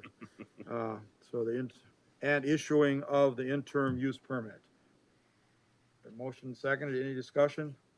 Commissioner Fahey. Mr. Chair, just being the liaison back to the Planning Commission to see the work that Jason and his team put in to have Watertown Township do their due process, do the approval, the Planning Commission, those long nightly meetings. This was definitely one of them. There was a lot of Neighborhood meetings too, maybe? a lot of residents were here and voiced their concerns, and all those concerns were addressed. And then I was able to go and walk the property with Tom Lupke and look. And once you're walking a piece of property like that, you can really recognize where the gravel's coming from and then the impact it's going to have on the area. One thing that we really pushed upon was the dedicated route, to have them come out on Highway 7, then go to the east on the roundabout, go through Mare, and then further south, and then get on 32nd and go east, and then get on 51 and come out right at Bungards, right at that big intersection. So that was a lot of pushback from the various townships. For example, Benton Township didn't want them going on Salem Avenue. Salem Avenue is a gravel road, which is a pretty popular shortcut that comes out on 212. And the contractor agreed that none of that's going to happen. And it's an interim use permit. And the word interim is different than a conditional use permit. So interim is very critical in this whole matter. The landowner wants it to be reclaimed and go back to farmland, hopefully by the end of 26. And if the process all works, and then more importantly, we need gravel for Highway 212. And it's coming from Carver County, so it's a win-win. And thanks for explaining the difference between a conditional use and an interim use, because conditional use runs with the property. That's basically can go forever. Correct. Any other discussion? If not, hearing none, all in favor of the motion, say aye. Aye. Anybody opposed? Motion carries unanimously. Thank you very much. 10.2, ordinance number 107, 2024, moratorium on cannabis. Again, Jason. Waiting for it. Here we go. Yes, this particular item is a continued request from the June 16th meeting, county board meeting. The reason for the continuance was due to the discussion that briefly took place at the prior meeting, and we didn't have a full board. So it was decided that the item would be continued to a date certain, August 6th, and here we are today.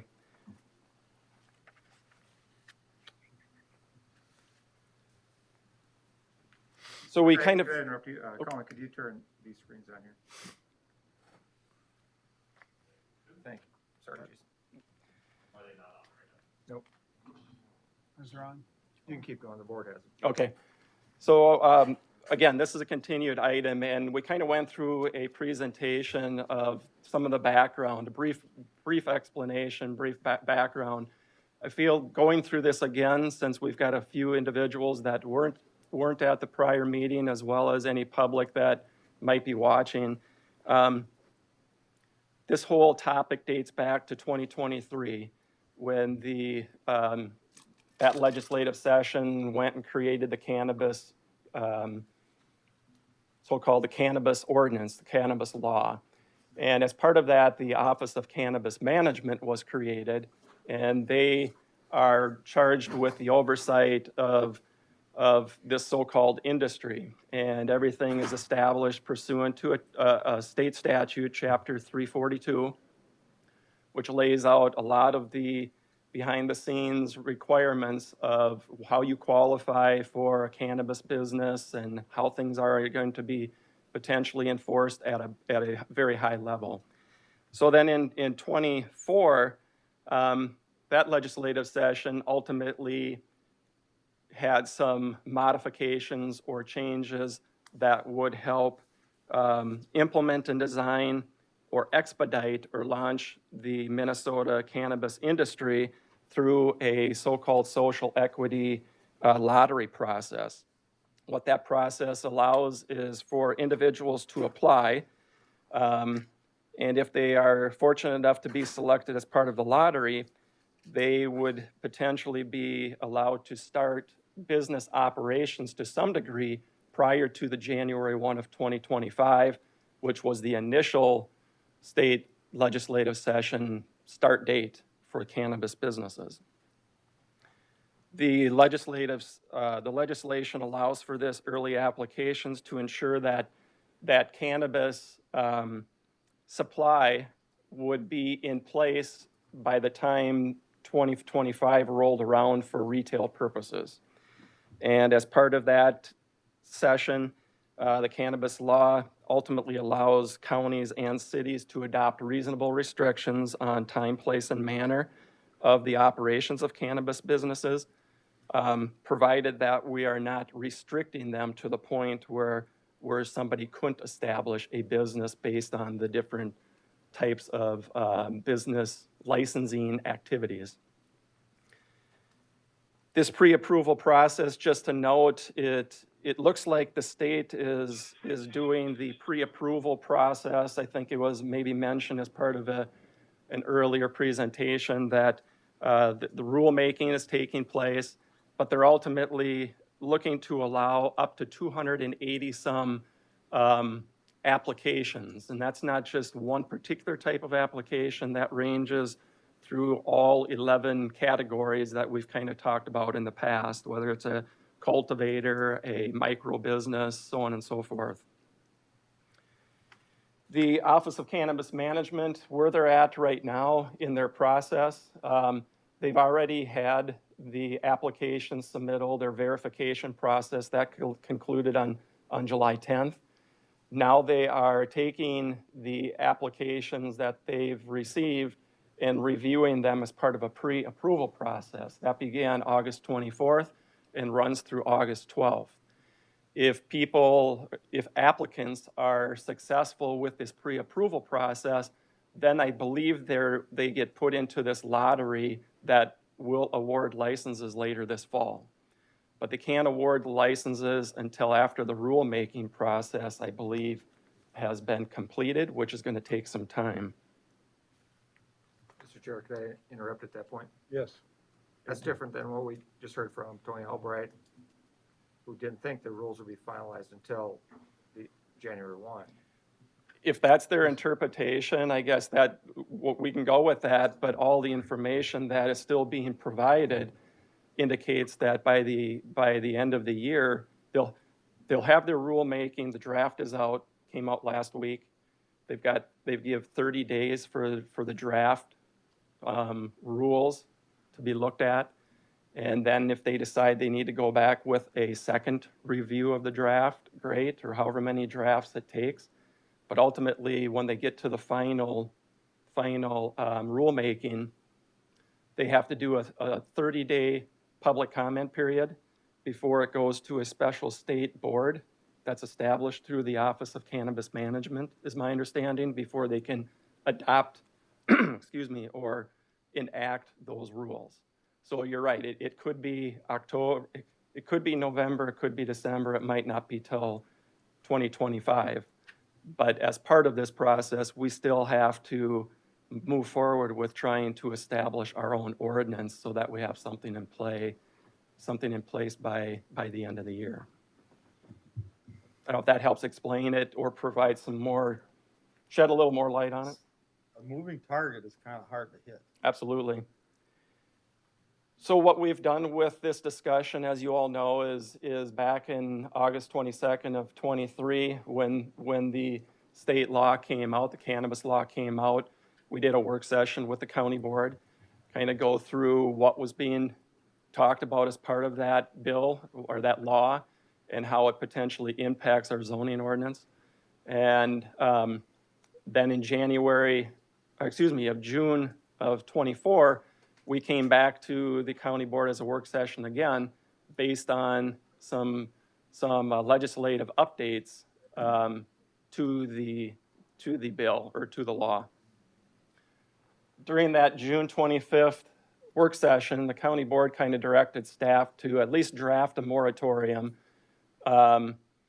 so we have something in place, excuse me, to study the impacts of this cannabis business, the industry, the state statute requirements, and ultimately gives us opportunity then to not be rushed with trying to establish some zoning code requirements so that we have that to administer and enforce the state statute. And again, on June 16th, we had brought the moratorium to the county board for discussion as part of the public hearing process and had continued it to today. As part of the public hearing notification, this seems to be somewhat confusing for people, but state statute requires us to publish the public hearing notification in the official paper, which is the Patriot. We did that at July 4th, and we had to do that at least a minimum 10 days prior to the public hearing taking place. Public hearing notifications were sent to all 10 townships. That included the township clerk and the township chair. And we also did the notification to the 11 cities. And that was sent to all administrators. To try and provide a little more openness about this process, we did do the public hearing notice and put the draft moratorium language on our land management website page on July 9th. We established a page just specifically for this. It's easy to access, and if somebody were to be looking up cannabis or some keywords, it would ultimately pull you to that page. Just out of curiosity, kind of goofy, July 4th, that's a holiday. Yeah, the paper July 4th was a Thursday, and that's the newspaper day. We got it to the newspaper by the deadline, so if the paper actually came out on July 3rd, we were covered, but we just picked the July 4th date as it would normally be out for circulation. Okay. Thank you. And because we did continue this meeting to a date certain, we did not have to do another public hearing notification in the official paper. So the purpose and intent of the moratorium, ultimately, we're looking at it allowing land management time to conduct research, study the legislative language in regards to the cannabis business activities allowed, and ultimately developing zoning code language to implement and have something that we can enforce. All this is done in relation to making sure we're providing reasonable restrictions on time, place, and manner as the statute requirements identify. And ultimately, it's being done for the betterment of the county for health, safety, general welfare of the citizens, right? That's kind of the gist of why we have ordinances. Once we do have draft language, which I'll get to a timeline here in an upcoming slide, but we will have the draft language available for the township folks. It will be available for them to review and provide feedback before we have to actually go to the Planning Commission public hearing to review and have a recommendation to the county board. So all this, there is a timeline in play here for us to get all this worked through before the end of the year. The moratorium would be in effect until January 1 of 25 or earlier if we do get the ordinance language, public hearing process into the county board for enactment before that date, then the moratorium would ultimately just would cease, and then the new ordinance language would take effect. So the scope and impact of the moratorium, this is for land use only. It's not related to the retail business registration side of things, as we've been talking about. That is a completely separate process. This is for the unincorporated areas only of the county, where we have the land use authority, we meaning the county. And it applies to all new cannabis business types, but more than likely will only impact growers. And I think as part of the state's pre-approval process, they're asking individuals that have submitted an application to maybe reach out to the local unit of government to try and find out if their use does fit within the current ordinances that are in place, or will there be something in place by the end of the year that they will be able to hopefully keep their application, their lottery application in a placeholder through the state. But ultimately, the cultivation aspect comes into play because it's the growing side of things and the production side of things before you actually get to the retail. And that's, I think, what at the state level was the concern and the reason why the 24 legislative session made the modification for this early lottery process.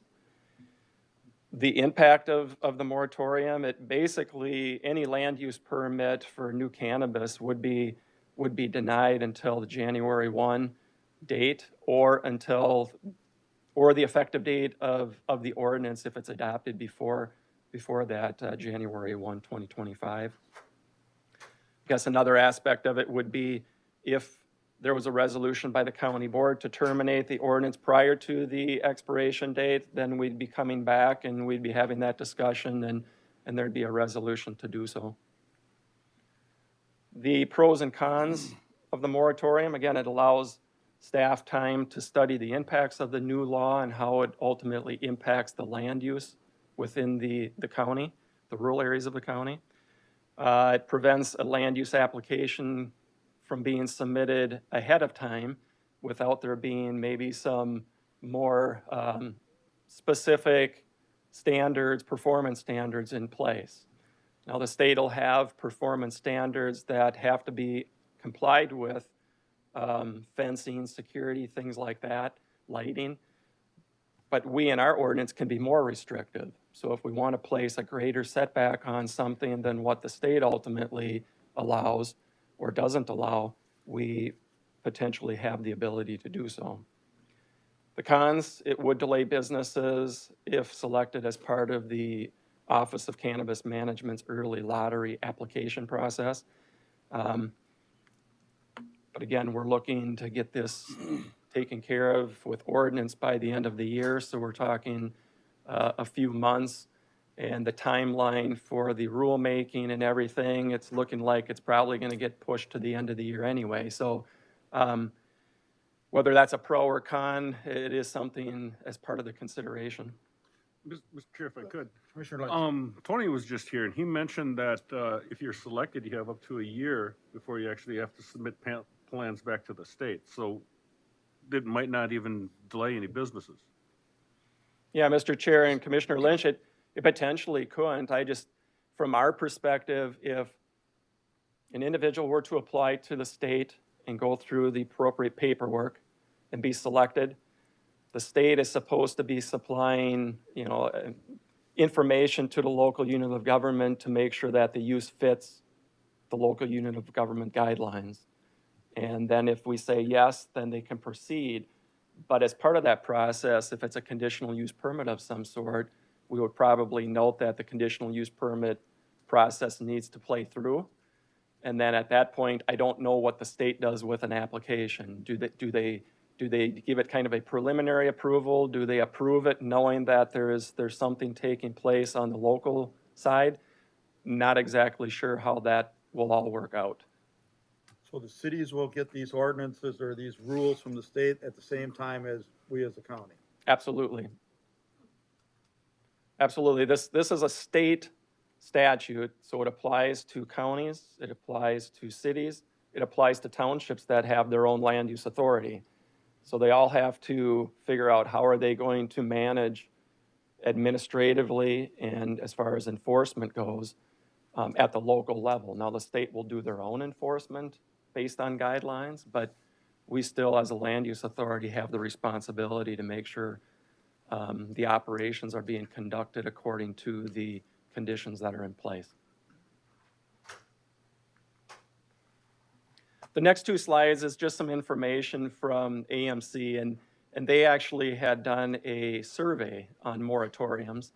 And there were two questions within this that I think, just to provide some background and a little more information for you at least, there were 46 counties responded to it. And the first question is, did your county adopt a cannabis business moratorium?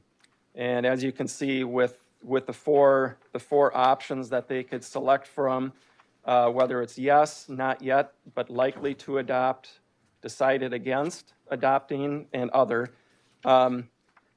We actually, just to give, again, some reference, there was 12 individuals, 12 counties that said yes, they have adopted a moratorium, 9 that have not yet, but are thinking of it, 14 decided against it, and 11 were the other. The next question was, where are you in the process of adopting your zoning ordinances specific to cannabis? And again, a few more categories to select, but it ranges from have not started, the top, to collecting information and researching, which was the highest, and there were 25 counties that are actually doing the same thing we're doing right now. Drafting language, there were 8. Adopted, there were 3. A lot of those other small amounts were 2, 1. So it's kind of all over the place as far as what people or what counties are doing, where they're at with their specific process. But everybody is in the same boat trying to get something decided before the end of the year.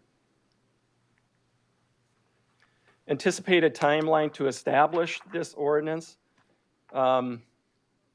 July and August, we've been working on putting together some draft language. We have a draft that we have, it's just not out yet. We need to go through it among staff with the attorney's office. We should have this all wrapped up by the end of the month. August, September, we indicated to the township at the association meeting that we would provide them with the draft language for their review. And we're hoping to get feedback from them. And we put a deadline date of September 23rd and getting those comments back to land management. That doesn't mean if they miss the 23rd deadline, they can't submit comments. They can actually submit comments up to October 15th. And that's our anticipated Planning Commission public hearing date to go through the ordinance. And the tail end of all this would be November 5th or the 19th to get before the county board again with a public hearing to ultimately enact the ordinance language. Again, some of this timeline is subject to how the Office of Cannabis Management and what happens with their rulemaking process. So what I did as part of this RBA, we did have the draft ordinance language, which is ordinance 107-2024, as well as the draft county board resolution dated August 6th. And basically this morning here, looking for the board to continue the discussion as part of the public hearing process, make a motion to close the public hearing, and then it's ultimately, if the county board chooses to do so, make a motion to adopt the resolution enacting the interim ordinance, the moratorium, authorizing a study and imposing a moratorium on the operation of cannabis businesses in the unincorporated area of Carver County with said ordinance number. Questions or comments for Jason? I'll go. Commissioner Ruen. Good work, Jason. I know you didn't want to be doing this 6 months ago, and now it's kind of consumed your life. And the people in the industry that I've talked to said that you're top notch, you're complimented by many. Also compliments for learning. You, myself, a couple others had a chance to go see a facility. I don't know how many people in your role have done that, but it was eye-opening, and you got a chance to learn and see not only the impact to ordinances and whatnot, but to hear from other industry people and what it is that they're doing. And so, thank you for going out above and beyond to do that. Is that the file that you've been working on right there? Is that the cannabis one? I'm sure it keeps getting bigger. A couple things. I've never consumed it, don't plan to, but learnings that I had just being at that facility is the flowering bud and the seeds are the ones that are traditionally what we think of when we think of the cannabis. The stuff you smoke and you consume and edibles and all the other stuff. But about 95% of the plant, if Charlie is right, I think Charlie's listed online right now, but 95% of the plant is used for is not used for smoking and eating. And one of the facilities that guys had a chance to go through and gals had a chance to go through, they showed a stack of insulation. The hemp plant was used to create insulation, and I really thought marijuana plant was or hemp plant was used to just smoke or eat. Like that was my thought, but it's a crop. And I'm going to read this. It's offline. It's hemp and marijuana are the same plant. The major difference is that hemp is a mixture of male and female cannabis plants, and its flowers produce less than 0.3% THC. Hemp plants also tend to be taller and contain more fiber in their stalks. And so as I look through it, and these are ag producers. I'm like, I typically start as a pro-business person to say, do whatever you want with your land. And then you got to, layer on the things that happen. And I don't want to create an unnecessary barrier for local businesses and give that advantage to somebody from the outside. And I think that's the fear. And so I'm not in support of a full moratorium, and I'll look at you, Mark, to see if we can do this. But can we make a carve out? I'll call it the Charlie rule, because Charlie's the guy that's been invested in this the longest. He's got millions of dollars on the line. It's a family farm. It's in the right location. It's the one we went to see. It's the one that a lot of people for the first time met him at the township meeting. But is there a carve out so that we can protect the people that have already invested in this plant and in this space to not disadvantage them by creating a moratorium? Because I'd be okay with maybe pursuing something if there was what I'll call the Charlie carve out. Is that possible for us to carve out businesses that have already shown investment in this space that are residents or stakeholders in Carver County? County Attorney Metz. Yeah, Mr. Chairman and Commissioner Uterman, other commissioners, there isn't legally, our office looked at that. There's not going to be an ability to create, grandfather a business in, because they don't have the license, they don't have that application, they haven't made the lottery. If they had, you probably could carve something out, but there isn't that option. Well, if that's the case, I don't support a moratorium, and those are the reasons, and I get how recommendations come to be, but I think that we would punish the people that are local growers and give advantage to people that are outside the county or even outside the state. Charlie's applied for a lottery. If he gets it, we would have to delay him at least 6 months from doing what he does, and so that's where I come down on the not supportive of the moratorium. So those are my thoughts. Just a question. Would there be a 6-month delay? I mean, did you just pick 6 months out of the year? Well, I think that we talked about it, and I think that was Charlie's words. He's the grower, he's closest to it, and I don't surmise to know all the things that go into that. But I think the question was asked of him that day that we were there, is if you got the yes on the lottery, and we had a moratorium, he would have at least a 6-month. We have a 6-month disadvantage. Do I see this timeline right, that would be back, that we could, maybe even by the end of November? Yeah, Mr. Chair, Commissioners, maybe I don't understand the 6 month, as you've indicated from Mr. Levine, but if we go through this process, if we do the moratorium, it's to the end of the year or earlier. If somebody is applying for a cannabis business activity, they would have to try and go through, we didn't have to do a moratorium, we'd have to figure out, does it fit in the current ordinance as a permitted activity with a conditional use permit? If it doesn't, they wouldn't be allowed to operate anyhow. If it does fit, then you're still going through Township Planning Commission, County Board to get a conditional use permit. So you're still looking at 3 months out for somebody to get a conditional use permit. I think that's right. I think it's the 3 months out on that plus the 3 months of the growing period. I think they said from plant to finish is a minimum of 3 months. That's where I think that's where the 6 month came in. Right, and then that makes sense because I know he indicated doing greenhouse, which great, he can start plans earlier, but he's also looking to do outdoor, which he's not doing this year anymore. That won't happen until in 2025. So there might be a little lag time for an individual, but even if he gets a lottery pick and the state hasn't finalized the rules and regulations, then he can't even start growing anyway. So, Yeah, Mr. Commissioners, that's a good point. It's still unknown what the state's process is for approving an application. You know, there's some information out there that appears they're waiting until they can't issue an actual license until the rulemaking has been approved, because the state has to be able to administer, regulate, and enforce. So if that's the case and that doesn't happen until the end of the year or next year, nobody's being able to do anything early on anyway, other than maybe, you know, doing some speculating and trying to get their foot in the door by applying for necessary local level permits, conditional use permits or something like that. But there's a lot of unknown as to what that actual process is going to consist of, coming down from the state to the local unit of government. That's how I view it anyhow. Other questions, thoughts for Jason? Was not anybody?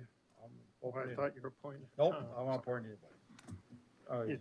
Commissioner Fahey. Yeah, for myself is to watch the whole process and to understand the CUPs and IUPs and just have all that planning commission past knowledge, and with the ordinances and the regulations and the guidance, I think we need to get it right. And I'm in support of the moratorium to get it right. Because as we look at what the state process is, if it's going to be August, if it's going to be October, if it's going to be November or December, for us to put a moratorium in place until January 1st, I think it's just critical for us to get it right for the entire townships within the county versus one business that already has a step up on any other businesses in the township that I'm currently not aware, or maybe Commissioner Lynch is aware of a grower or a manufacturer in his townships, but it's not happening otherwise. So Hemp Acres already has a step up on everybody. You have the manufacturing place. So another 3 months, whatever the length of this moratorium, isn't going to be anti-business to the townships and businesses in Carver County. I think that's an unfair statement. Other thoughts for Jason? Commissioner Lynch? If I could, I plan on supporting this too. Jason, I think, laid it out very well. We have the opportunity for time, place, and manner. Tony told us today this is very complicated. Kinks need to be worked out and have to research and actually have the draft language. It's really, really odd that we're waiting for the draft language and we're thinking about, because this moratorium is less than 5 months. It's August now. And it's kind of like we're going to build 212 with no speed limit. You know, when we have it, it's going to be 65, I assume, and through towns, we have regulations and they have draft language. But it's like building it with no speed limit, so it's like the Autobahn. It's really, really strange, and we need to get ahead of this and draft a good bill, or excuse me, a good ordinance. Other thoughts for Jason? If not, this is a public hearing. Is there anybody here from the public that would like some input? Now is the time to share it with the board. So let me, Commissioner Uterman. well, if there's more be curious to hear a farmer's perspective. I mean, you've been able to grow whatever you wanted to grow, and that's a unique perspective. And if we're going to use the 212 analogy, maybe it's like building 212 and putting up speed bumps every 10th of a mile, right? I don't want to restrict businesses from doing what they know how to do, and Charlie has done so responsibly about it. He's a poster child for this. He's educated so many people. I think he was the first grower in the state of Minnesota, one of the top 5 in the state. He knows what he's doing, and who are we as government to tell him how he should run his business? So I'd appeal to the one that's on our board that has farmed for so long. Would you like to be restricted as to what you could plant and how you could grow your business? Well, not so much just a plant, you're talking specifically a plant, but yes, we have been restricted. A couple thoughts have been filtering through my mind. You mentioned how only 5% of the plant is utilized. I think of a corn plant. Yeah, you start to think about it, those kernels are just, I'll bet you less than 5%. So it's not so much unusual, a wheat plant or even a soybean plant. You're just looking at bean. So it's similar, it's very comparable. As far as regulations go, we have a business in the city. That's why I was asking about city, which local organization is gonna get this information at the same time. And you mentioned cities and townships and counties are getting this guidance at the same time. We had we have a business in the city, and all of a sudden, we were informed that the city had no ordinance. They had no regulations, what you doing? And it took us over a year to draft the ordinance. And we worked with the city, went through a public hearings multiple times. We had to notify, it cost us over $2,000 of our money to get the city to have an ordinance to do what we had already been doing. So I feel bad for a person that's already in it. I know what they go through, but in order to get it right, I don't think, we're not rushing it, and we're not really delaying it. We're just helping the townships get the ordinance right, that they live there.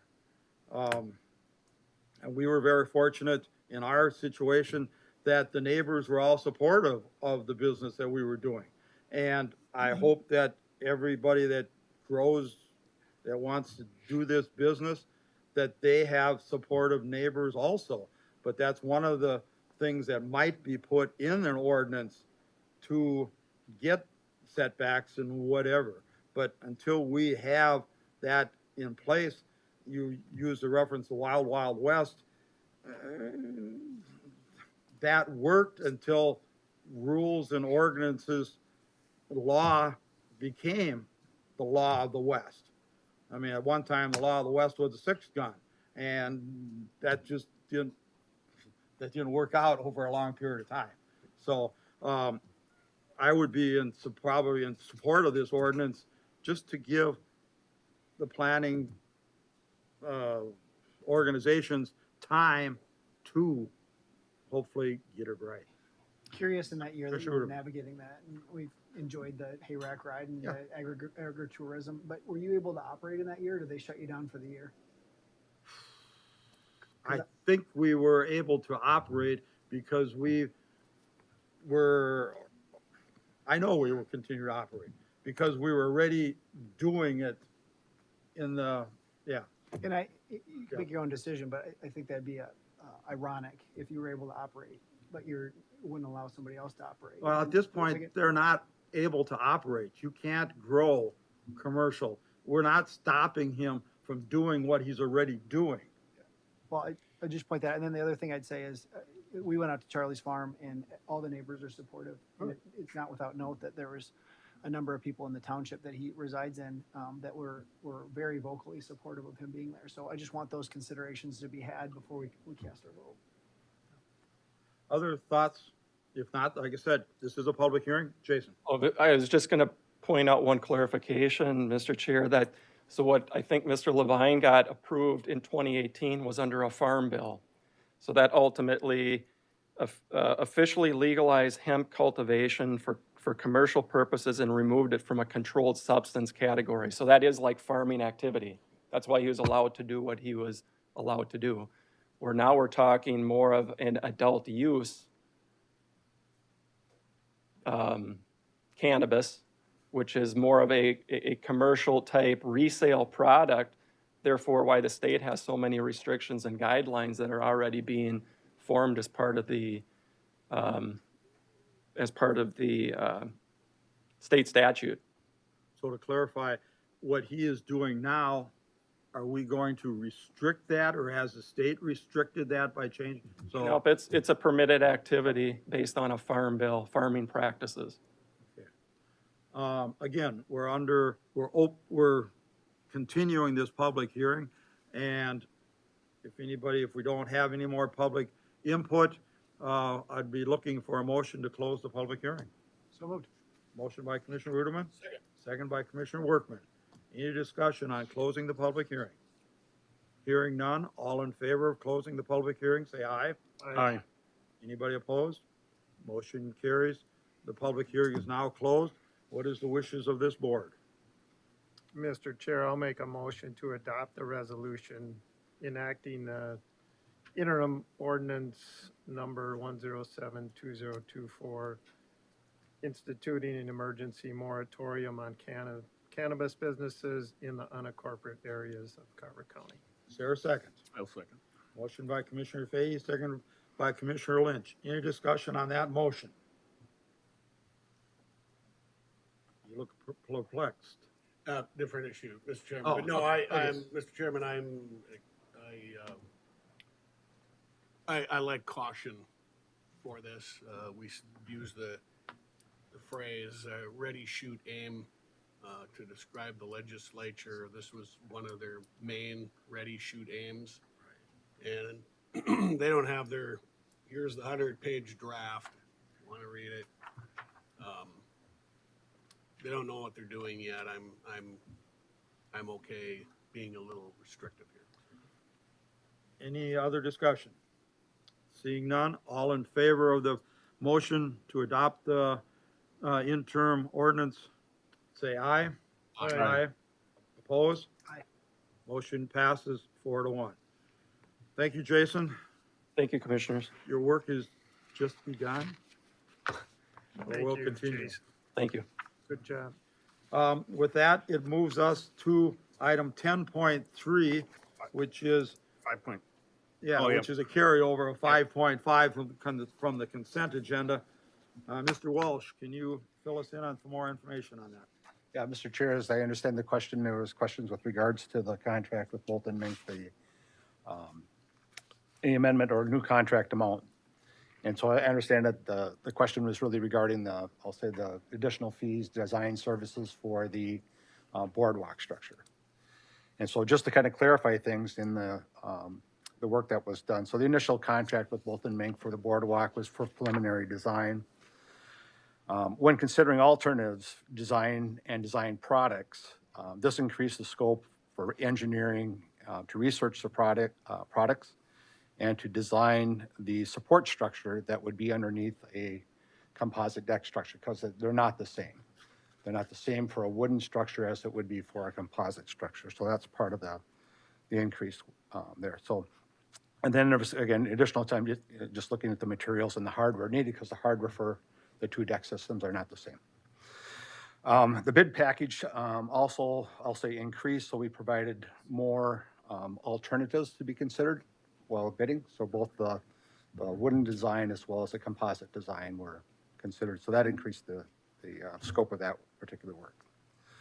And then the initial proposal really didn't include time to respond to the contractor request for RFI information, so requests for information.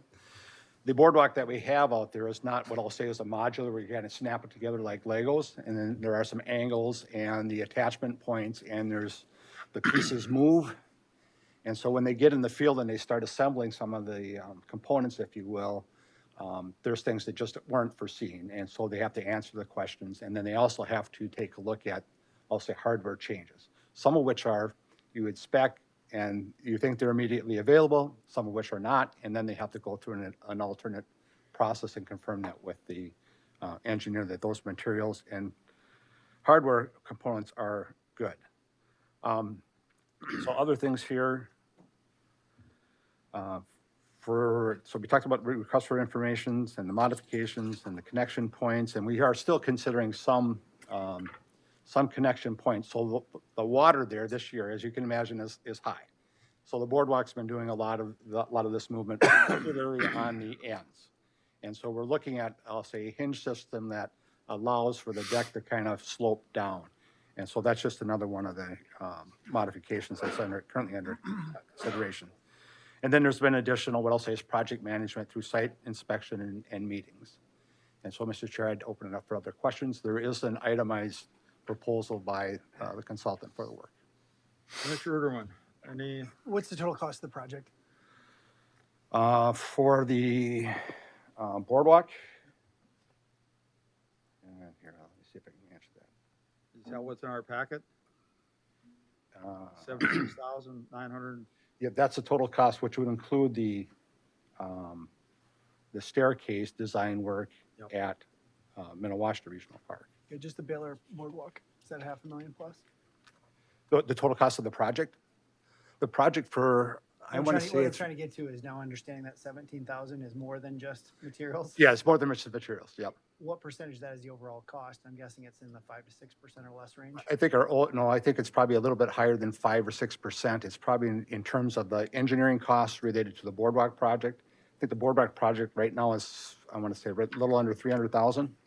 We'll have some, I'll say some changes to that because the floats, we were working to utilize a lot of the existing floats, and there's more floats that were damaged by muskrats or frost or other things than what was anticipated. So we'll have a little bit, but I think right now we're under 300,000. So if it was around 300, 10% is 30,000, half of that is 15, which is close to the 17 number. If that 17 isn't just the difference between materials, I'm good to go. Yeah, So yes. I'd move approval of this project.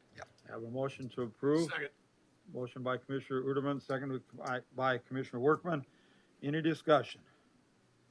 My discussion would be, well, I'll make the discussion after this. All in favor of the motion, say aye. Aye. Opposed? Motion carries.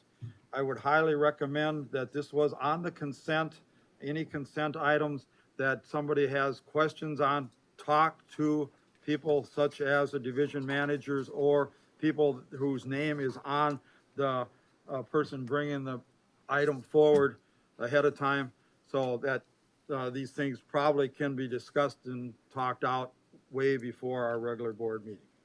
With that, I'm looking for a motion to recess as the county board and convene as the Carver County Regional Rail. So moved. Second. Motion by Commissioner Lynch, second by Commissioner Uderman. Any discussion on that motion? Hearing none, all in favor of the motion, say aye. Aye. Anybody opposed? Motion carries. We're now acting as the Carver County Regional Rail. Mr. Marty Walsh. Thank you, Mr. Chair. Marty Walsh, Carver County Parks and Recreation Director. And today we're here to talk about the stipulation for settlement agreement. I do have assistance from Mary Shimchak in the back if you have questions with regards to what we're doing. So you're kind of in phase 3, if you will. I think consecutively here we've been talking about the Circle of Bic Trail project, and now we're talking about the easement area for that. So next slide, please. Oh, there we go. I was looking for the mouse and I keep forgetting that we don't have that. So again, just a reminder, the Circle of Bic Trail project kind of outlined here in red through the city of Chaska, starting off on the far left-hand side near Athletic Park and continuing through the downtown area of Chaska and extending all the way over to about where the East Creek Diversion Channel is. And many folks, again, have probably seen the initial start of the project with removal of trees along our County Road 61 there. That's project area. And so just as a reminder, the CCR board did approve a JPA with the city of Chaska for construction, operation, and maintenance of the extension of the Circle of Bic Trail onto 2 Carver County-owned parcels in Chaska. And then July 6th, the board authorized a permanent transportation easement agreement with the county. This allows the county to acquire the permanent transportation easement and the county to apply for Met Council grant funding and the acquisition costs related to that. The permanent transportation easement allows the county to operate and maintain the trail. It also allows the county to grant property rights to Chaska. Chaska is the lead agency on the project to construct and operate and maintain the trail, and to perform other activities reasonably associated with that project. The permanent transportation easement is subject to existing conditions of the Carver County Regional Rail Authority. So we are granting an easement. This is not an outright property purchase. We are assigning a lot of the property rights, if you will, from the Regional Rail Authority to Carver County, but we are preserving other rights there. Preservation of the corridor for future transportation use, that is consistent with the way that we are to keep that property. Existing agreements for utilities and licenses. There's a lot of crossings, whether it's utility crossings, those sorts of things underneath the railroad corridor. And we may use the corridor in the interim for public recreation trail. So the appraisal was broken down into a number of different segments, and it was appraised by the method called across the fence method. So those parcels that are kind of identified here off on the right-hand side are appraised at, I'll say what the adjoining properties are valued at. So there's 7 different parcels within the easement tract. And then we're just identifying those 7 different parcels here. Before you get off of those slides, we don't own underneath the road? We do not. We do not. So How does that work? In Well, I places, think, as I understand it, Mr. Chair, and more research with probably surveying would maybe be needed here, but as I understand it, the roads likely existed before the railroad came. But I would have to actually find out for sure if that's the case. But we don't actually own underneath the roadways. They are accepted out.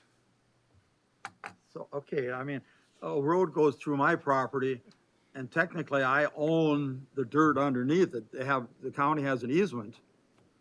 Yeah. But I own the dirt, supposedly.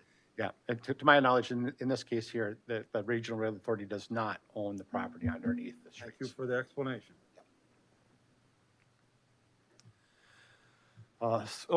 Sorry, going the wrong way. So we did, and this graphic here just shows from the appraisal itself, it shows the 7 tracks off on the left-hand side, the before value if you were to acquire the property in entire fee title. The value after the acquisition, if you will, after the easement is taken away or after the rights are given away, and then the difference. So the largest part of the property value here, if you will, is ending up in the difference, which is the easement area for the trail. So phase 1 of this, again, we are only eligible to receive up to $1.7 million in funding from the Metropolitan Council through their grant program at one time. And that's why we are spreading this acquisition over 2 different pieces. I've selected parcels 2 and 7 because that nicely fits underneath the $1.7 million grant application amount. And so in this sort of scenario, the parcel value 2 and 7, 2.1 million, we would be making a grant request for about 1.6 million. And there would be an in-kind donation, no cash exchange, but an in-kind land value donation of 25%, and that's the $533,000 that's identified there. So then phase 2, so state fiscal year is now until the end of next June. State fiscal year 2026, of course, begins July 1 of 2025. And so then the same sort of scenario there, the remaining parcels, 1, 3, 4, 5, and 6, their value is shown there at a little over 1.8 million. Again, the grant request would be for 75%, so about 1.4 million, and then an in-kind value donation of about 450,000.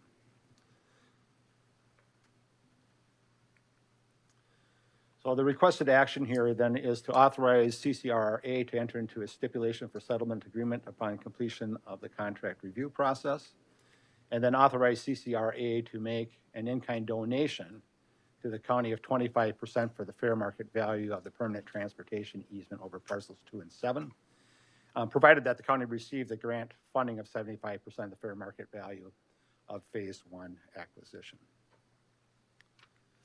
So I hope that brings to conclusion, I guess, this long process of permitting the work by the Chaska to construct the trail, and then for the county to exchange property between the Regional Rail Authority and the county. That's the same for questions. Questions for Marty? The first one, just an obvious one. We've made requests to the Met Council for park reimbursement for many times. How many times can we do that? Well, again, Mr. Chair and members, so the rules have changed over the years. So we used to be able to request reimbursement. So if you would go back about 4 or 5 years ago, we would have made the entire request for the full value at one time with the, what's the word I want to say, under their guidance, we could apply for reimbursement. Now they don't allow reimbursement because it doesn't fit the rules. The rules for state bond funds, how they can be applied. They can't be applied towards reimbursement. So that's why you're seeing this in a 2-phase purchase. So phase 1, get the full value of phase 1, no reimbursement, just get the full value of what we're requesting there in terms of the 75%. And then phase 2, we get the value of that. So rather than waiting for a schedule for reimbursement, we're just making multiple grant applications for the amounts. So over the past, we applied for some of this stuff through Lake Waconia Regional Park, for example. Yep. Did we ever finish that, or did that get chopped off, or is it just what's happening? Yeah, Mr. Chair and members, it did in fact get, our reimbursement for that got suspended. So it is no longer eligible for reimbursement. So the Met Council is quite aware, and our finance department is quite aware that there is a balance that is out there that has not been At provided this back. point, it doesn't look like we will ever get reimbursed, or is that pending? I think that's to be determined. I think there's certainly an awareness by staff at Metropolitan Council level that there is this kind of, I'll say, outstanding commitment. But the rules, and it wasn't them that changed the rules. It's that it's not compliant with how state bond funds can be utilized. And if we don't get reimbursed, that's county taxpayers' money that is basically not being reimbursed. That's correct, Mr. Chair. Right now, there's an outstanding balance. And do we know what that balance is? The question is for Mr. Workman, how much is that balance that we are owed? It's substantial. I don't want to quote you a number right now, but I'll get you that number. That would be nice to know. And so with this, we're doing it in 2 phases. There's no guarantee that phase 2 will be, their commitments. So, Mr. Chair and members, again, right now, the Park Acquisition Opportunity Fund has got sufficient dollars in it for phase 1. The funding is always on a first come, first served basis. Okay. And so we want to make sure that we get ourselves in line here. But the funding here is pretty good right at this point with the Metropolitan Council. So again, we just want to make sure we get ourselves. We've heard that ourselves in before, line. but anyway. Other questions for Marty on this topic? We keep pushing forward on the tab meeting. Mr. Thank you. That's why it's important to have somebody there representing us. Other questions, discussion here? If not, we have a motion, or we have a requested motion here to authorize the CCRRA to enter a stipulation for agreement upon a completion of contract review, and authorize the CCRA to make an in-kind donation of 25% of the fair market value over parcel 2 and 7, and the Park Acquisition Opportunity Fund for another 75% in phase 1.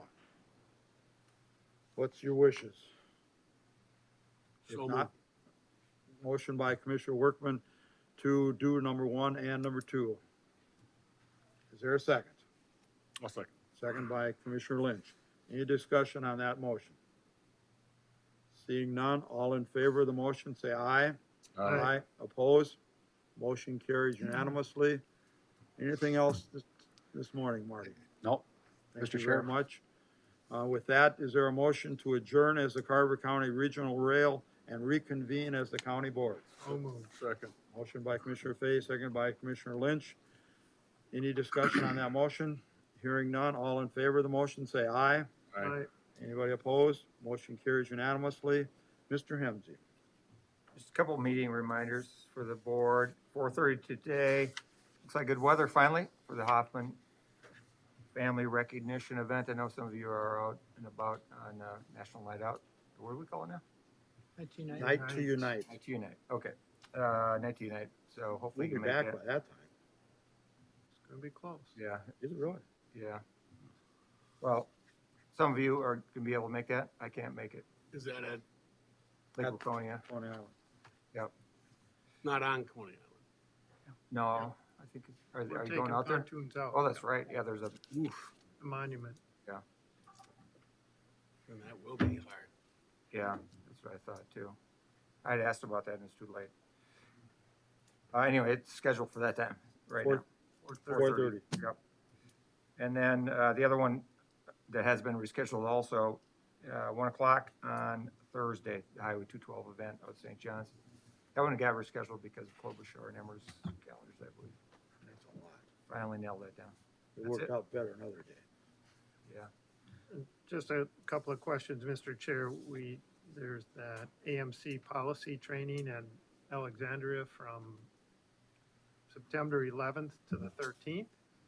And then there's the Washington fly-in, which you do have on the calendar, Krista.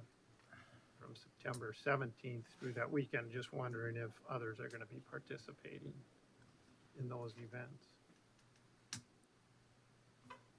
September 11th through the 13th, that one I think I'm registered for. At AMC. Yes. And then the fly-in. Tom, are you doing the fly-in this year? I don't know if anyone else is going on the fly-in. I know I had some conversations with Lyndon, so. I think Lyndon's going, not me. Yeah, we try and list meetings that we think there's going to be 3 or more in here, so it doesn't sound like that. With that, it comes to the end of our regular session. We're going to go into, we're gonna go into a closed session to talk about highway acquisition. So we're gonna need a motion to go into closed session to discuss confidential settlement negotiations for the purchase of real property pursuant to Minnesota statute section 13D.05 subsection 3C for PID number, do I have to list the number? I would. 30.045800010 and 30.6570010. Not to be a stickler, but do we need to adjourn our regular session and then convene as the closed session? Yeah, that's the way it's listed in your agenda, although now the legal opinion I've received is to adjourn after the closed session, so Okay. let's just do it that way. So at this point, we are going into closed session. Yes, sir. With that, we're going into closed session. Thank you very much.